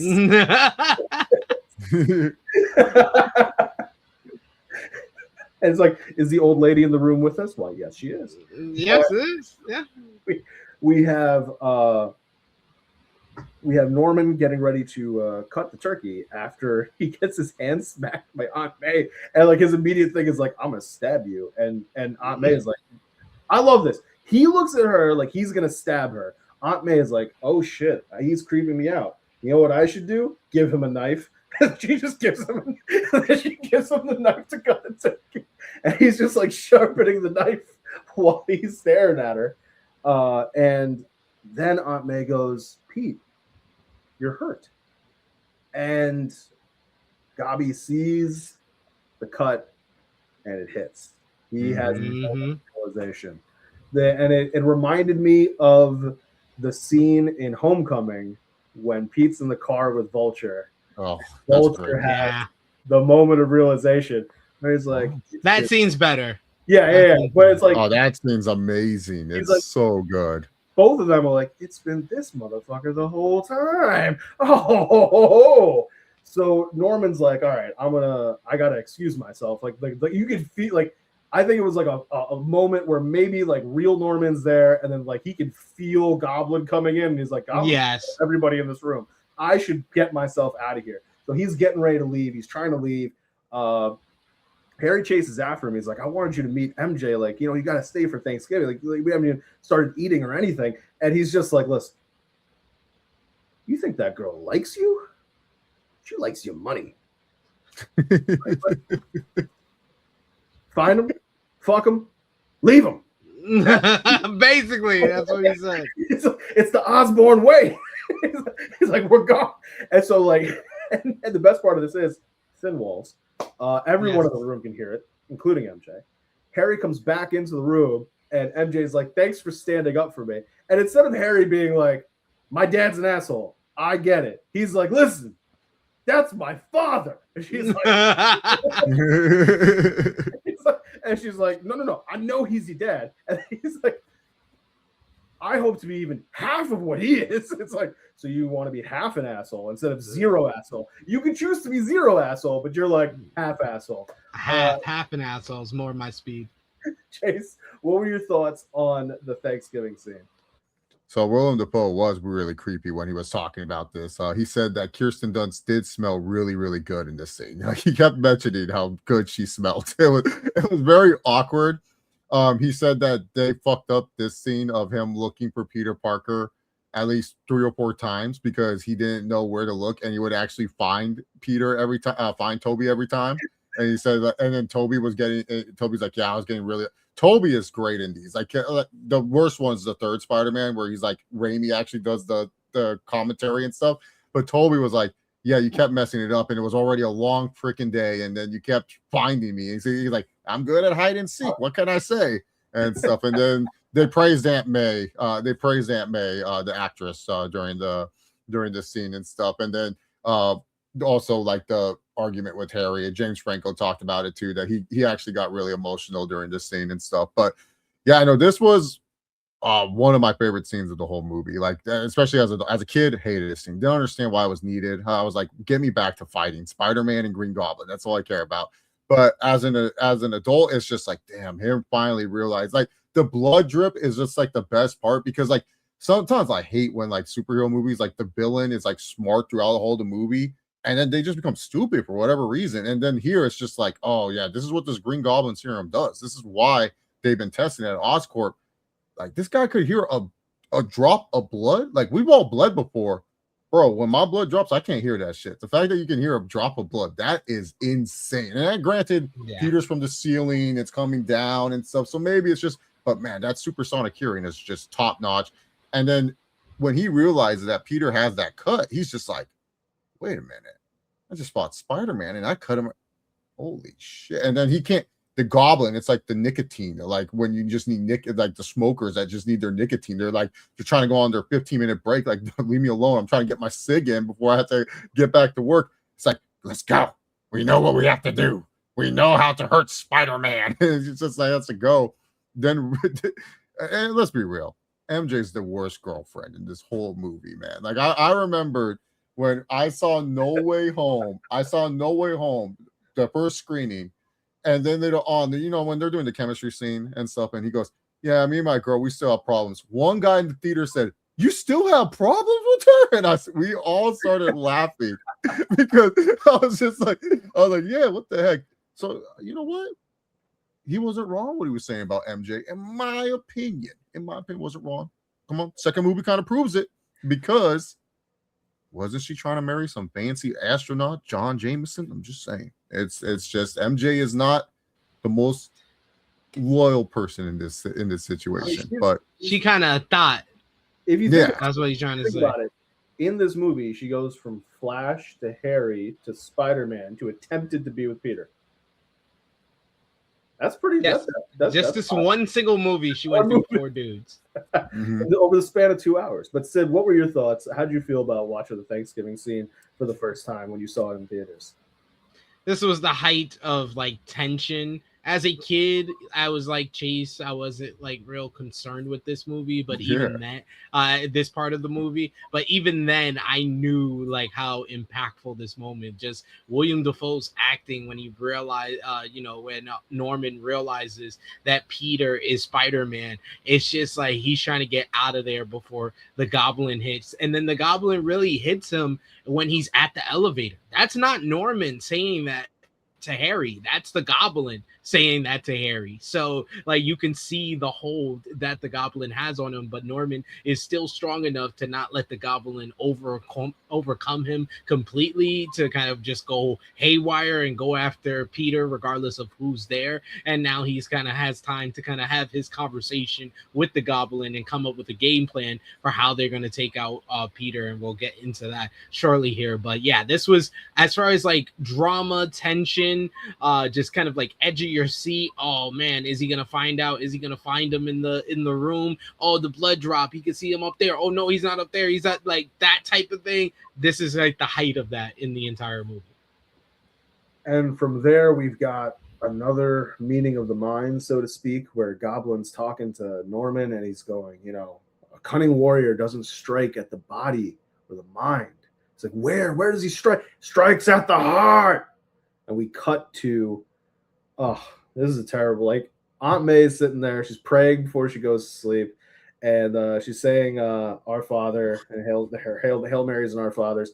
And Goblin just shows up out of nowhere. Shit just blows up. He blows up half the side of this house. And he just shows up. And one of my, I think, like, as a kid who was really raised pretty religious from a religion standpoint, when Goblin's like, finish the prayer. Oh, so it's like, deliver us from evil. And he's just like, I was like, oh, this is perfect. This is peak. Right. And then we have Pete running in the hospital, and lo and behold, the screaming from Aunt May. Chase alluded to it, and she's like, those eyes, those yellow eyes. And that's Pete's first clue that maybe it's possible Goblin knows who he is. Yeah. We have a little bit of May recovering, MJ is there. There's a little hand-holding scene where he is talking to her, and she's trying to figure out because wait, hold on. We should back up. He was talking to her at one point in time earlier in the movie. She was walking away to go meet up with Harry. She was getting attacked. He saved her. We have the upside down kiss, and so now she's having really conflicted feelings about him being Spider-Man or her love for Harry. Now we're here in the hospital scene, and she's holding hands with Pete and asking him, like, do you talk to Spider-Man about me? Like, does Spider-Man ask about me? Like, yeah. Yeah, all the time. And then she's like, what do you tell him about me? And it's hilarious because it's like, it's one of the, like, he's not trying to be creepy or weird. No. He's being sincere.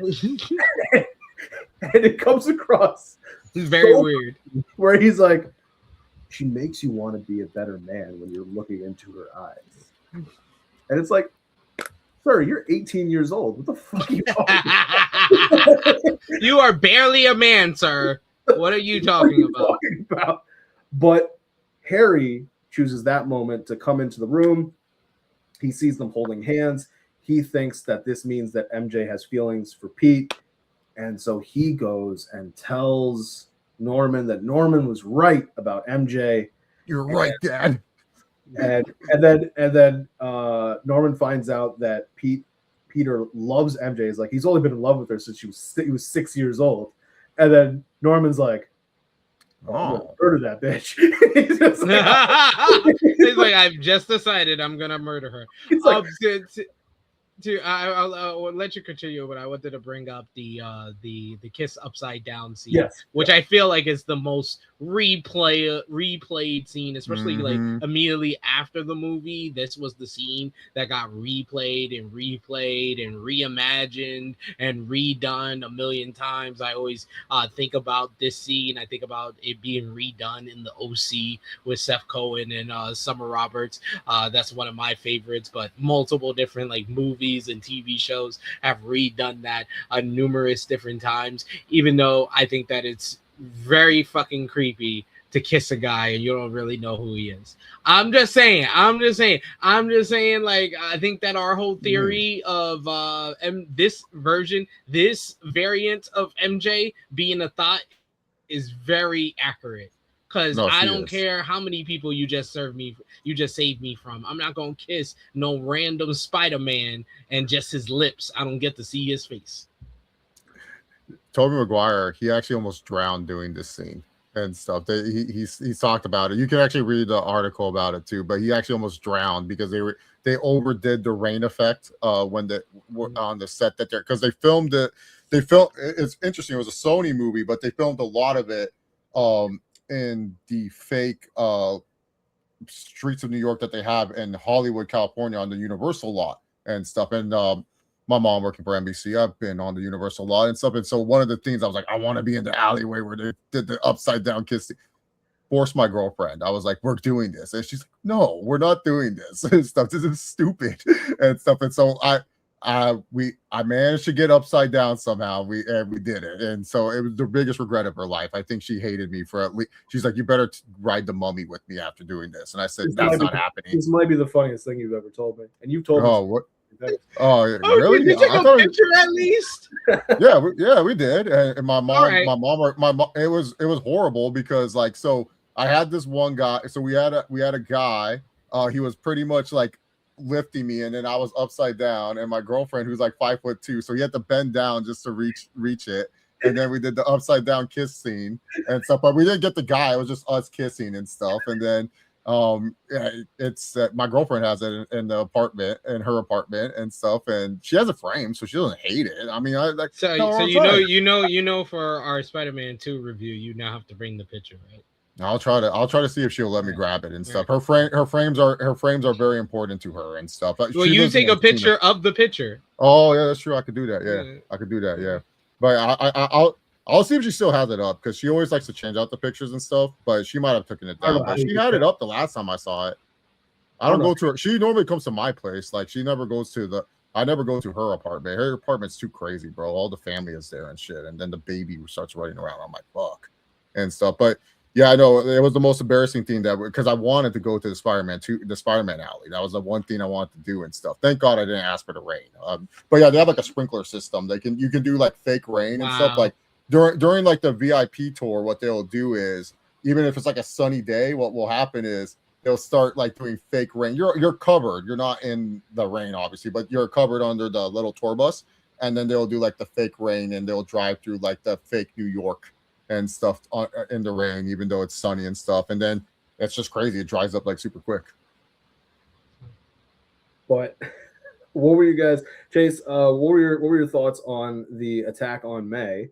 And then when Norman finds out that MJ is the one who Pete really loves more than his aunt, apparently, because that's what Harry suggested. Yeah, Goblin. First of all, like the neighbors must have been so pissed when Goblin attacked you because we know how these houses are, man. Like it's like your neighbors are right there, dude. I would have been so pissed if I was a neighbor and I just see that. How did no one even catch this? First of all, like I don't understand how no one saw this and they were just like, "Hey guys, we should probably do something about this Green Goblin character that's going around. He almost killed my neighbor, this old lady." So I don't know how that happened, but yeah, also very selfish on Peter and Aunt May, not Aunt May, MJ. Like you're there for Aunt May. And you motherfuckers like sneak around just to go talk about your love lives and stuff. And Mary Jane more worried about like, oh, does Spider-Man talk about like what a weird fucking question. Like here's this guy Pete, and you don't say, hey Pete, I'm sorry about your aunt. Hey, you take pictures of Spider-Man. Does he talk about me? I don't think fuck. She's like, does Spider-Man have a big dick? Yeah, I'm sorry. We're here for Aunt May. I'm sorry. I'm sorry. I didn't ask that. I really like how you've been mentioning like not like early 2000 movies. Let's get the plot moving. This felt like it was just like, hey, we gotta find a way to get to this final climax scene. Yeah, smush it all together and stuff. And then later on, when Harry goes and he's like, "You're right, Dad. She didn't love me. Wanted me for my money. She loves Spider-Man more than me." And then he goes, "Really?"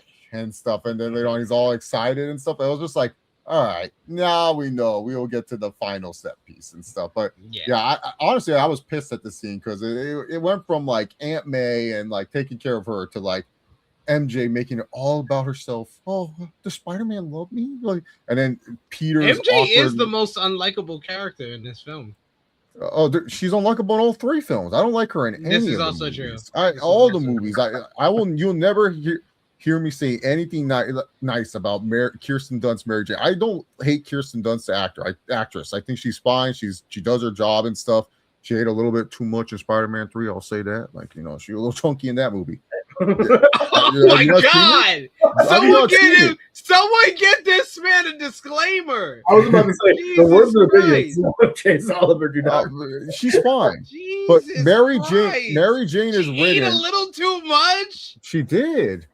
Like if you watch, you will see. Like it's just like, dang, like this ain't the same person. But dude, no, but like in this one, they make Mary Jane, who's supposed to be this strong, headstrong woman, gives Peter all this confidence and stuff, into this superficial early 2000s woman. Like she's just superficial. Like she just wants to be with like what's cool. Like she's with Flash because he's the coolest guy in school. Moves on to Harry. He's the richest guy out of school.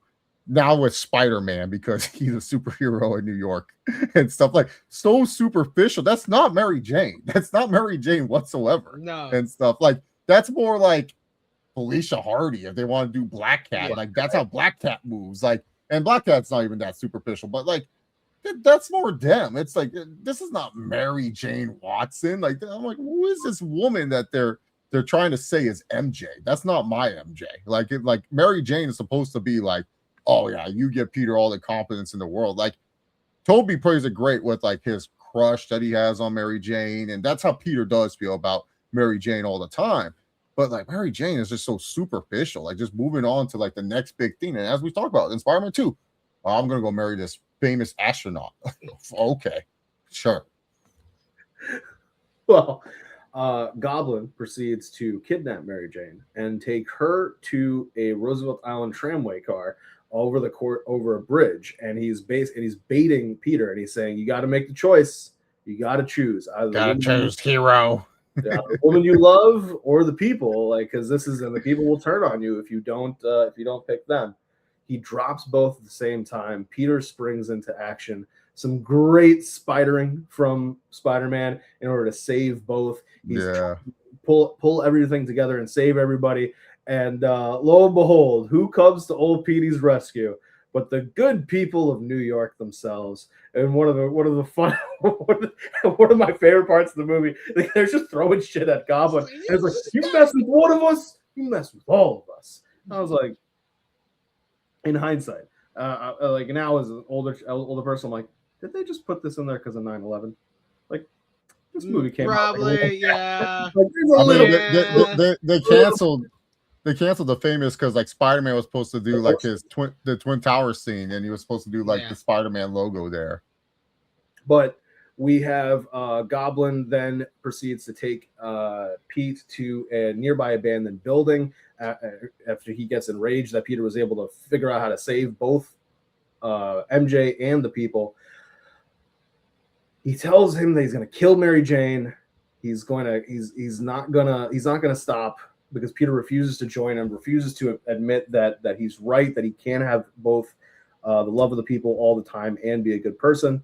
And Pete's finally fighting back after he really tells him, like, I'm going to kill Mary Jane, which I thought was kind of funny because I was like, wasn't it obvious that he was going to kill Mary Jane? Like, after he says he's going to kill Mary, that's when you're like, okay. He thought it was over after that. Like, he was like, you don't have to kill her anymore. Cool. I saved her. Like, but now, you got to do it again. So he basically hulks up. We have a good shot of one of the pumpkin bombs like just exploding in his face during this scene. I thought the fighting in this was like really descriptive compared to like what we see in movies today. Like it definitely, like when Goblin is beating on Spider-Man, it really feels like Peter is in some type of jeopardy. Like it feels like his life is in danger. Like watching it back 24 years later, I was blown away by how well done that was. Like shot and delivered. How did you like the fighting in this final scene, Chase? Oh, I loved it. So commentary notes from Dafoe and stuff. So Dafoe's stunt double got pissed at the extras for throwing a lot of shit at him. I guess Raimi just told them to go off, and the stunt double was getting mad. But so they had to reshoot like a bunch of that of the bridge scene because the stunt double literally would take off his helmet and said, "Just throw one or two things. You don't have to throw fucking everything." He was getting pissed off during that. And then as for the fighting, they did not hold back. Like Tobey's stunt double did part of it, but then later on Dafoe and Tobey actually went, and Dafoe said, "Yeah, I got you pretty good." He goes, "Yeah, you messed up my rib for like a week and stuff." So like they were actually like boxing each other and stuff. And Tobey's like, "I don't have any fighting experience," and William Dafoe, like, guess he said he did some amateur boxing or something like this, or I don't know, but like he actually knows the fight. But yeah, no, because like for superhero movies, it's always been corny ass fighting and stuff. Even the original X-Men, the X-Men that came out in 2000s, it was like Wolverine was like just like just doing little slices and stuff. It wasn't like anything crazy and stuff. And so then seeing these guys just beat each other up, and it was like a nasty, brutal fight, like super realistic, man. It was just like, holy crap, like that. And we know Spider-Man's not invincible, so there's a lot of stakes seeing Spider-Man get his ass kicked. And Green Goblin, like in the comics, is totally different. Like he's just like his body changes, but in this one, he's wearing like an exosuit, so he's like a souped up Power Ranger, and he's just like kicking the asses. But it was insane, dude. And especially the bomb to the face. I was like, how do you survive that shit? Like, that was the one thing I was like, okay, come on now, like. Spider-Man can't. He's not Wolverine. Doesn't have regenerative healing. Like, what are we doing? But yeah, no, I love the fighting. I thought it was really gritty and really intense. And then just hearing the actors talk about it and stuff, like it really shows. Like, oh, Raimi just told them that. Let's just fucking go. Just let it rip. Well, that brings us to the climax of the movie where Norman Osborn grabs control back from the Goblin, and he's begging Peter for forgiveness. He takes off the helmet. Peter pauses, like he has that moment, like, oh shit, like it's Norman, and it's great because like he doesn't even say Norman, he goes, Mr. Osborn, like that is that from Pete, and we are taken back, you know, similar to what Sid was talking about with the scene with when Pete's chasing Uncle Ben's attacker. We're taken back to that because Pete's like, oh shit, like he freezes up just like in that scene, and it's that moment where he's like, do I allow this to happen again? Because he let the guy, like the guy trips, he's not able to save him or anything like that, and Norman's trying to beg for forgiveness, and then we realize it's not Norman, because we've had this throughout the course of the movie where Norman is back there, and it's just so this timid, you know, like what is going on, like so confused as to everything that's happening, and so we think that that's what's happening. We think, oh, maybe there's going to be a chance that Pete's going to, you know, at least be able to get him into custody, and you know, maybe they'll save him for a sequel. Who knows? But it actually is Goblin in control, and in one of the best ending scenes in a comic book movie, Goblin is activating the glider behind Pete and is trying to trick Pete, like just stalling him long enough. And we have another great spider sense shot because Pete senses the glider as the talon blades shoot forward, and then the glider shoots towards him, and he's able to backflip out of the way. And that means that the glider collides with Norman, pinning him against the brick and killing him. And as he's bleeding out, he's just like, don't tell Harry. Boom. And then he dies. And the two best acting performances in this whole movie is in this one scene.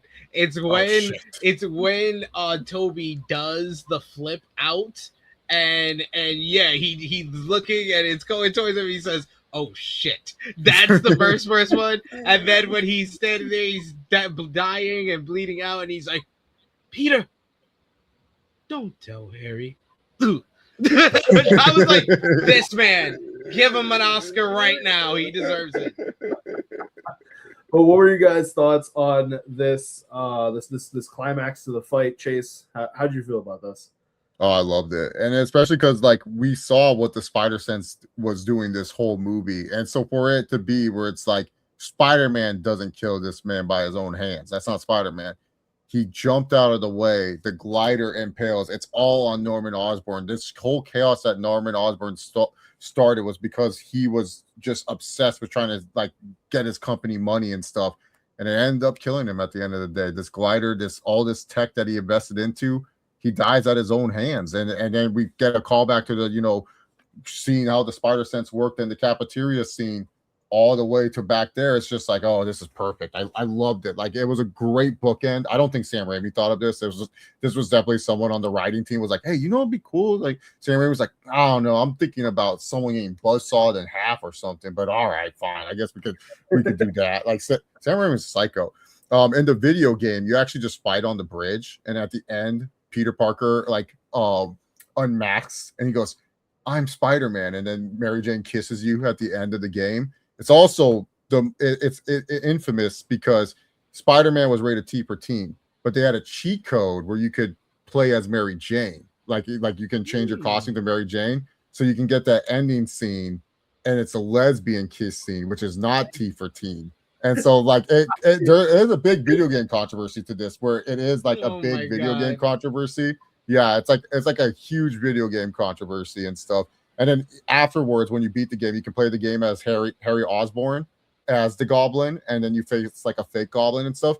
But you don't kiss MJ at the end, sadly. Harry doesn't get any redemption. He just goes, oh, I finally figured out that the guy who stole my dad's tech, I'm happy. And it's like, all right, cool. Don't even kiss MJ. So, congrats. Yeah. So, as part of honoring his promise to Norman to not tell Harry, he just shows up in the house, drops off the body, and Harry's like, the fuck? What's going on? Spider-Man, it's you. He sees, and the best part of this is that like half of Tobey's mask is blown off, but like, yeah, he doesn't recognize that that's his friend from high school for a couple years. Either way, they're at Norman's funeral. Harry is vowing revenge on Spider-Man, who he believes killed Norman Osborn. And then we have Mary Jane attempt to be with Peter by telling him that when she was dying or being threatened with death on the bridge, she did not think about anybody else but Peter Parker, which makes no sense considering it was that conversation in the hospital. The conversation in the hospital. Okay, all right. Turning point. It was a turning point. It's all when he had the chance to really tell her how she makes him feel. That's when she realized that she's loved him back the whole time. So she tells him that she loves him, and he's like, "That's cool, fam." I mean, he's like, me too. He's like, I love me too. And so she's like, wait, what? No, what? You don't know what? And then he's like, listen, I will always be there for you as a friend. He's like, if you ever want me to clap them cheeks, that's totally fine, but I can't be your boyfriend.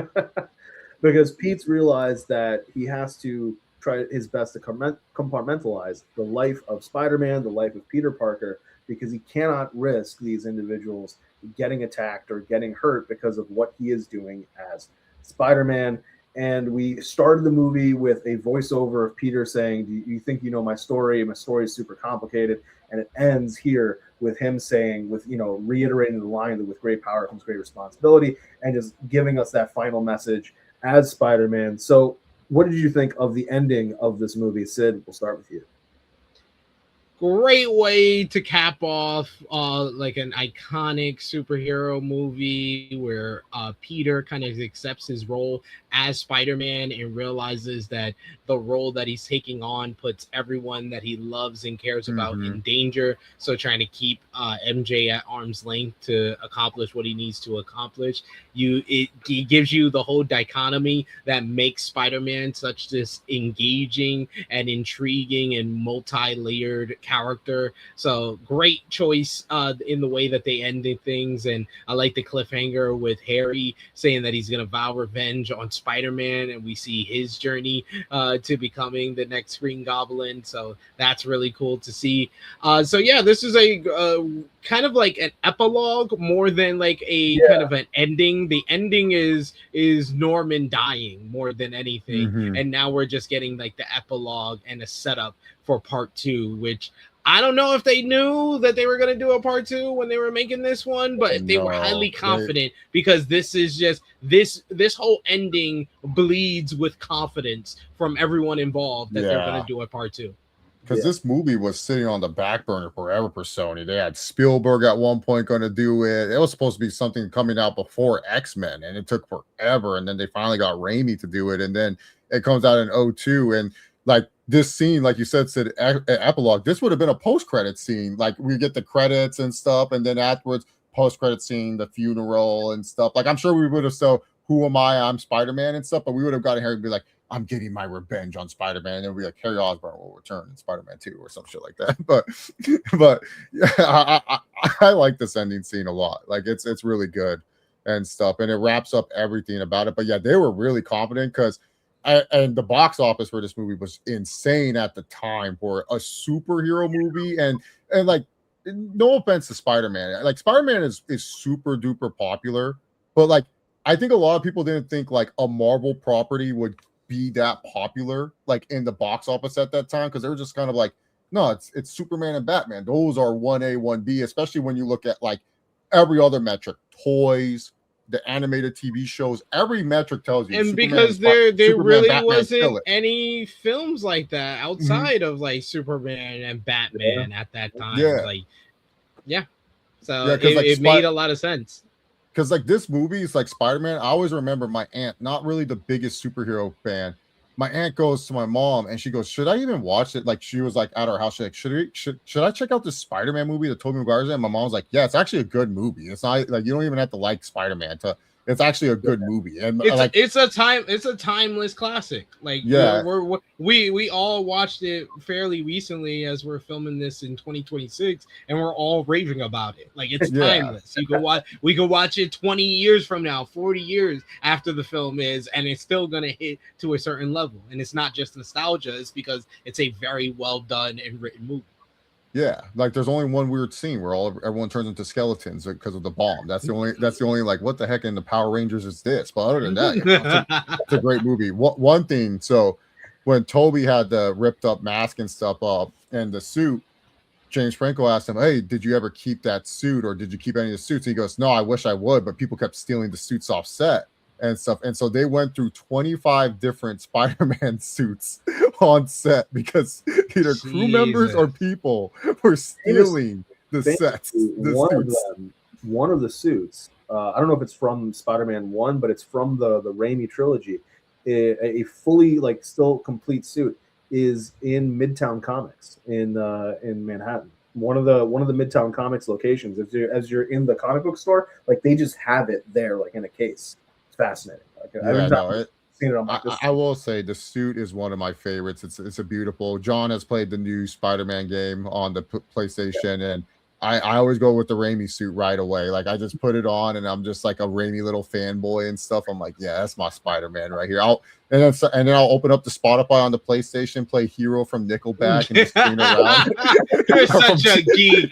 Oh my god, it's great. You're just swinging around, and in the world of the hero, and not gonna fly away. It's beautiful. Well, ladies and gentlemen, that's bringing us to a close on our Spider-Man review. So let's go through. Let's do MVP. Wait, hold on. Before we do that, what was the box office? Because I know you had the information. What was the first?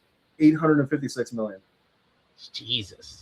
Yeah, that's a lot really for 2002. It's a lot of money. And a superhero movie too, because those were like laughed at. Like, because what did X-Men 1 didn't do like that crazy? No, it did not. I think they only did like what 300 million or something. Batman didn't do that much either. So it had a budget of 139 million, and it had a box office. Oh, sorry, 826. Sorry, gave an extra 30, but 826 million dollars for this movie. I mean, like it really does prove that that Spider-Man had staying power, that these movies in general, comic book movies, could make a lot of money. But yeah, this trilogy is one of the strongest box office trilogies that comic book movies had for a very long time. Because I wanted to ask about the box office for this one, because I know I'm going to ask about it for the next one, because the next one fucking blows this one out the water. Spider-Man 2 is amazing. Because the first X-Men, on a budget of 75 million, does 296. Oh wow! I gave it credit, and that's really good. That's really good for them. They were like, that's incredible. Yeah. And then 2 years later, Sony's like, have you seen this? It's like, hold my beer. Well, it's really Wolverine 1 featuring the X-Men. Well, see, that's the thing. Like, that's one of the reasons why Sony has gone out of its way to stop any form of the rights reverting back to Marvel. They have made the fucking Dakota Johnson movie and Kraven the Hunter just so that it fulfills the contract. Morbius, just so that it fulfills the contract requirements, which is every few years there has to be a Spider-Man or Spider-Man related movie, otherwise the rights revert to Marvel. And so like that's like they will, because the first one they did made this much money, and every single one afterwards always. Brand New Day has the highest pre-sale ticket records since Spider-Man No Way Home. Like, it just keeps, it's its own record-breaking thing. So the popularity of Spider-Man has only continued to grow since this movie came out, because we got to talk. Who was your MVP and who was your LVP? Sid, we'll start with you. Who did you have down for your MVP? My MVP is William Dafoe, a.k.a. Norman Osborn, a.k.a. Green Goblin. Chase, how about you? Green Goblin, come on. He ran unanimous. Like, he ran away with this shit, man. Are you going to be like that one voter voting for Carmelo Anthony and when it should have been LeBron being his unanimous MVP?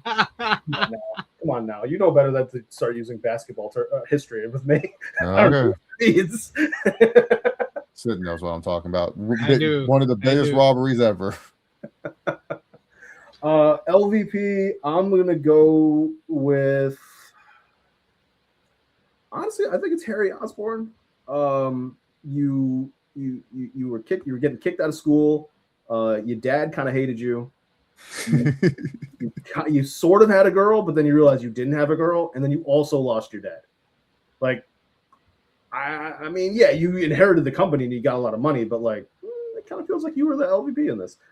That last part is why he's not the LVP. Oh, the LVP is the broke bitch who was with the school bully because he was the most popular guy in school, then broke up with him, went with the richest guy she could find after high school, started working in a diner, getting verbally abused by her boss, while lying to other people, saying that she's doing acting and doing actress jobs and whatnot. Then she fell in love with some maniac, some weirdo in a Spider-Man outfit, fell in love with his ass. Then she blew off Peter and then started running in the rain to go meet up with her boyfriend, all to wind up kissing another guy in the rain in the night that she was supposed to meet up with her boyfriend. Fell in love with that superhero guy. Then all another guy had to do was tell her that her looking in her eyes makes him a better man, and she fell in love with him. So, like, I'm sorry, there has never been a bigger pick-me in a superhero movie more than Mary Jane Watson. Exactly. My LVP. Chase, how about you? SP3 said it all. It's a Mary Jane Watson. I don't even have to follow up on that. Everything you said, I was gonna say, like, the most superficial bitch I've ever seen in a superhero movie, man. Like, have we seen a superhero girlfriend worse than Mary Jane Watson? Like, man, like no one can talk. Like, who's worse than Mary Jane Watson in this? Like, you can't think of any. You're just like going down the list. You're like, yeah, Mystique was kind of annoying in those new X-Men movies, but it's just Jennifer Lawrence is fine. And then you're thinking, you can't think of any. She's the worst. Like, freaking who was the Rachel? Who was the actress in the Batman movie? She's the only sick. Yeah, Maggie Gyllenhaal. Yeah, like she's the only one where it's like kind of like okay, maybe. But this movie, but the thing is, it's a whole trilogy with her.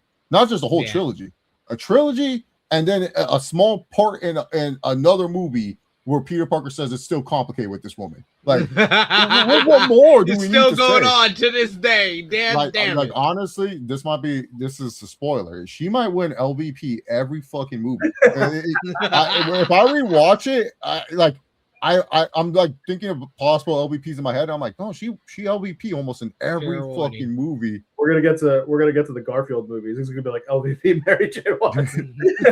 I mean, why does she show up? She's not even here. Where's she at? Oh no, there's a bunch of LVPs in that movie. We might have to have a whole all LVP first team. Yeah, an all LVP first team. That's gonna be a fun teaser. Sid, you should know that Chase has a healthy level of hate for Amazing Spider-Man 2. I have a healthy amount of hate for both of those movies. I've never seen Amazing Spider-Man 2. Oh, what? Oh, shit. You're gonna love this scene where he goes, "I hate you, Spider-Man." I've seen clips. I've seen all these clips, but I've never actually watched the movie, so that's why I'm gonna enjoy this ride. Hans Zimmer, the legendary Hans Zimmer, to do the score for the movie. The only good thing about the movie is the score. Everything else and Pharrell and Alicia Keys are also involved in the theme song. Oh yeah, it's on again. Yeah, it's on again. Whoa. Oh god, this sounds awful. Sounds horrible. And the work don't stop, and the rain don't stop. But we wanna thank you guys. Well, we should put our thumbs in the middle and stuff. So come on, man. Come on. 3 for Spider-Man in 3, 2, 1. Almost 2 thumbs up across the board. Out of 10, I'm gonna give it an 8.5 out of 10. This was This was a trendsetter, a pioneer, a revolutionary film. This kind of set the groundwork for a lot of superhero movies that we see nowadays, that we've seen over the last 2 decades. So got to give it some love. It does have its faults. It's not a perfect movie. It's not a near perfect movie, but it's a very good to great movie. So 8.5 out of 10 is my rating. I'm going to go with an 8. I really like this one. It is a great way to start this trilogy, even though at the time we didn't know it was going to be starting a trilogy. But for when I was a kid, I probably would have given this like a 9. Nowadays, a part of me is like, I kind of wish we'd had some moments where like some scenes got a little bit more time, or we took our time to get through some things. Like to your point, it has its flaws. So I'll probably drop. That's why I drop it down to 8. But this is still an incredible movie. And case in point, my wife was getting ready to leave for work. I'm putting the movie on to watch it. She's just like, I could totally call it.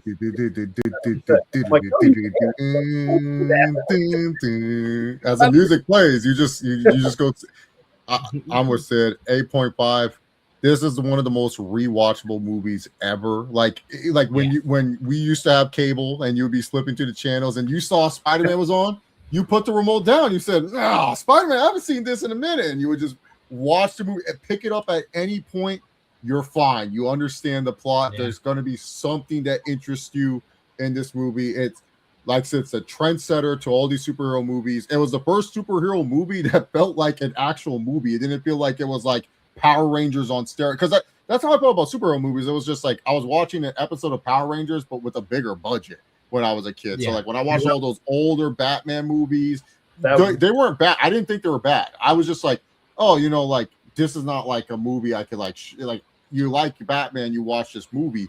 This one is like you can go to anyone, even if they're not a Spider-Man fan, they can find something about this movie they like. And the cool thing is, it created a bunch of Spider-Man fans. It made Spider-Man into this really took Spider-Man over the top. Like Spider-Man was always popular, but made him into like a big time household name where now he is with the likes of like the Batmans and the Supermans in terms of like popularity. Because before this, it like when it came to Marvel, like Sid was like, yeah, we didn't know who Iron Man or Captain America was. Like, yeah, it's true. Because like really for Marvel, it was you knew who Wolverine was because of the Marvel versus Capcom game or the X-Men game and stuff. The Hulk, and that was it.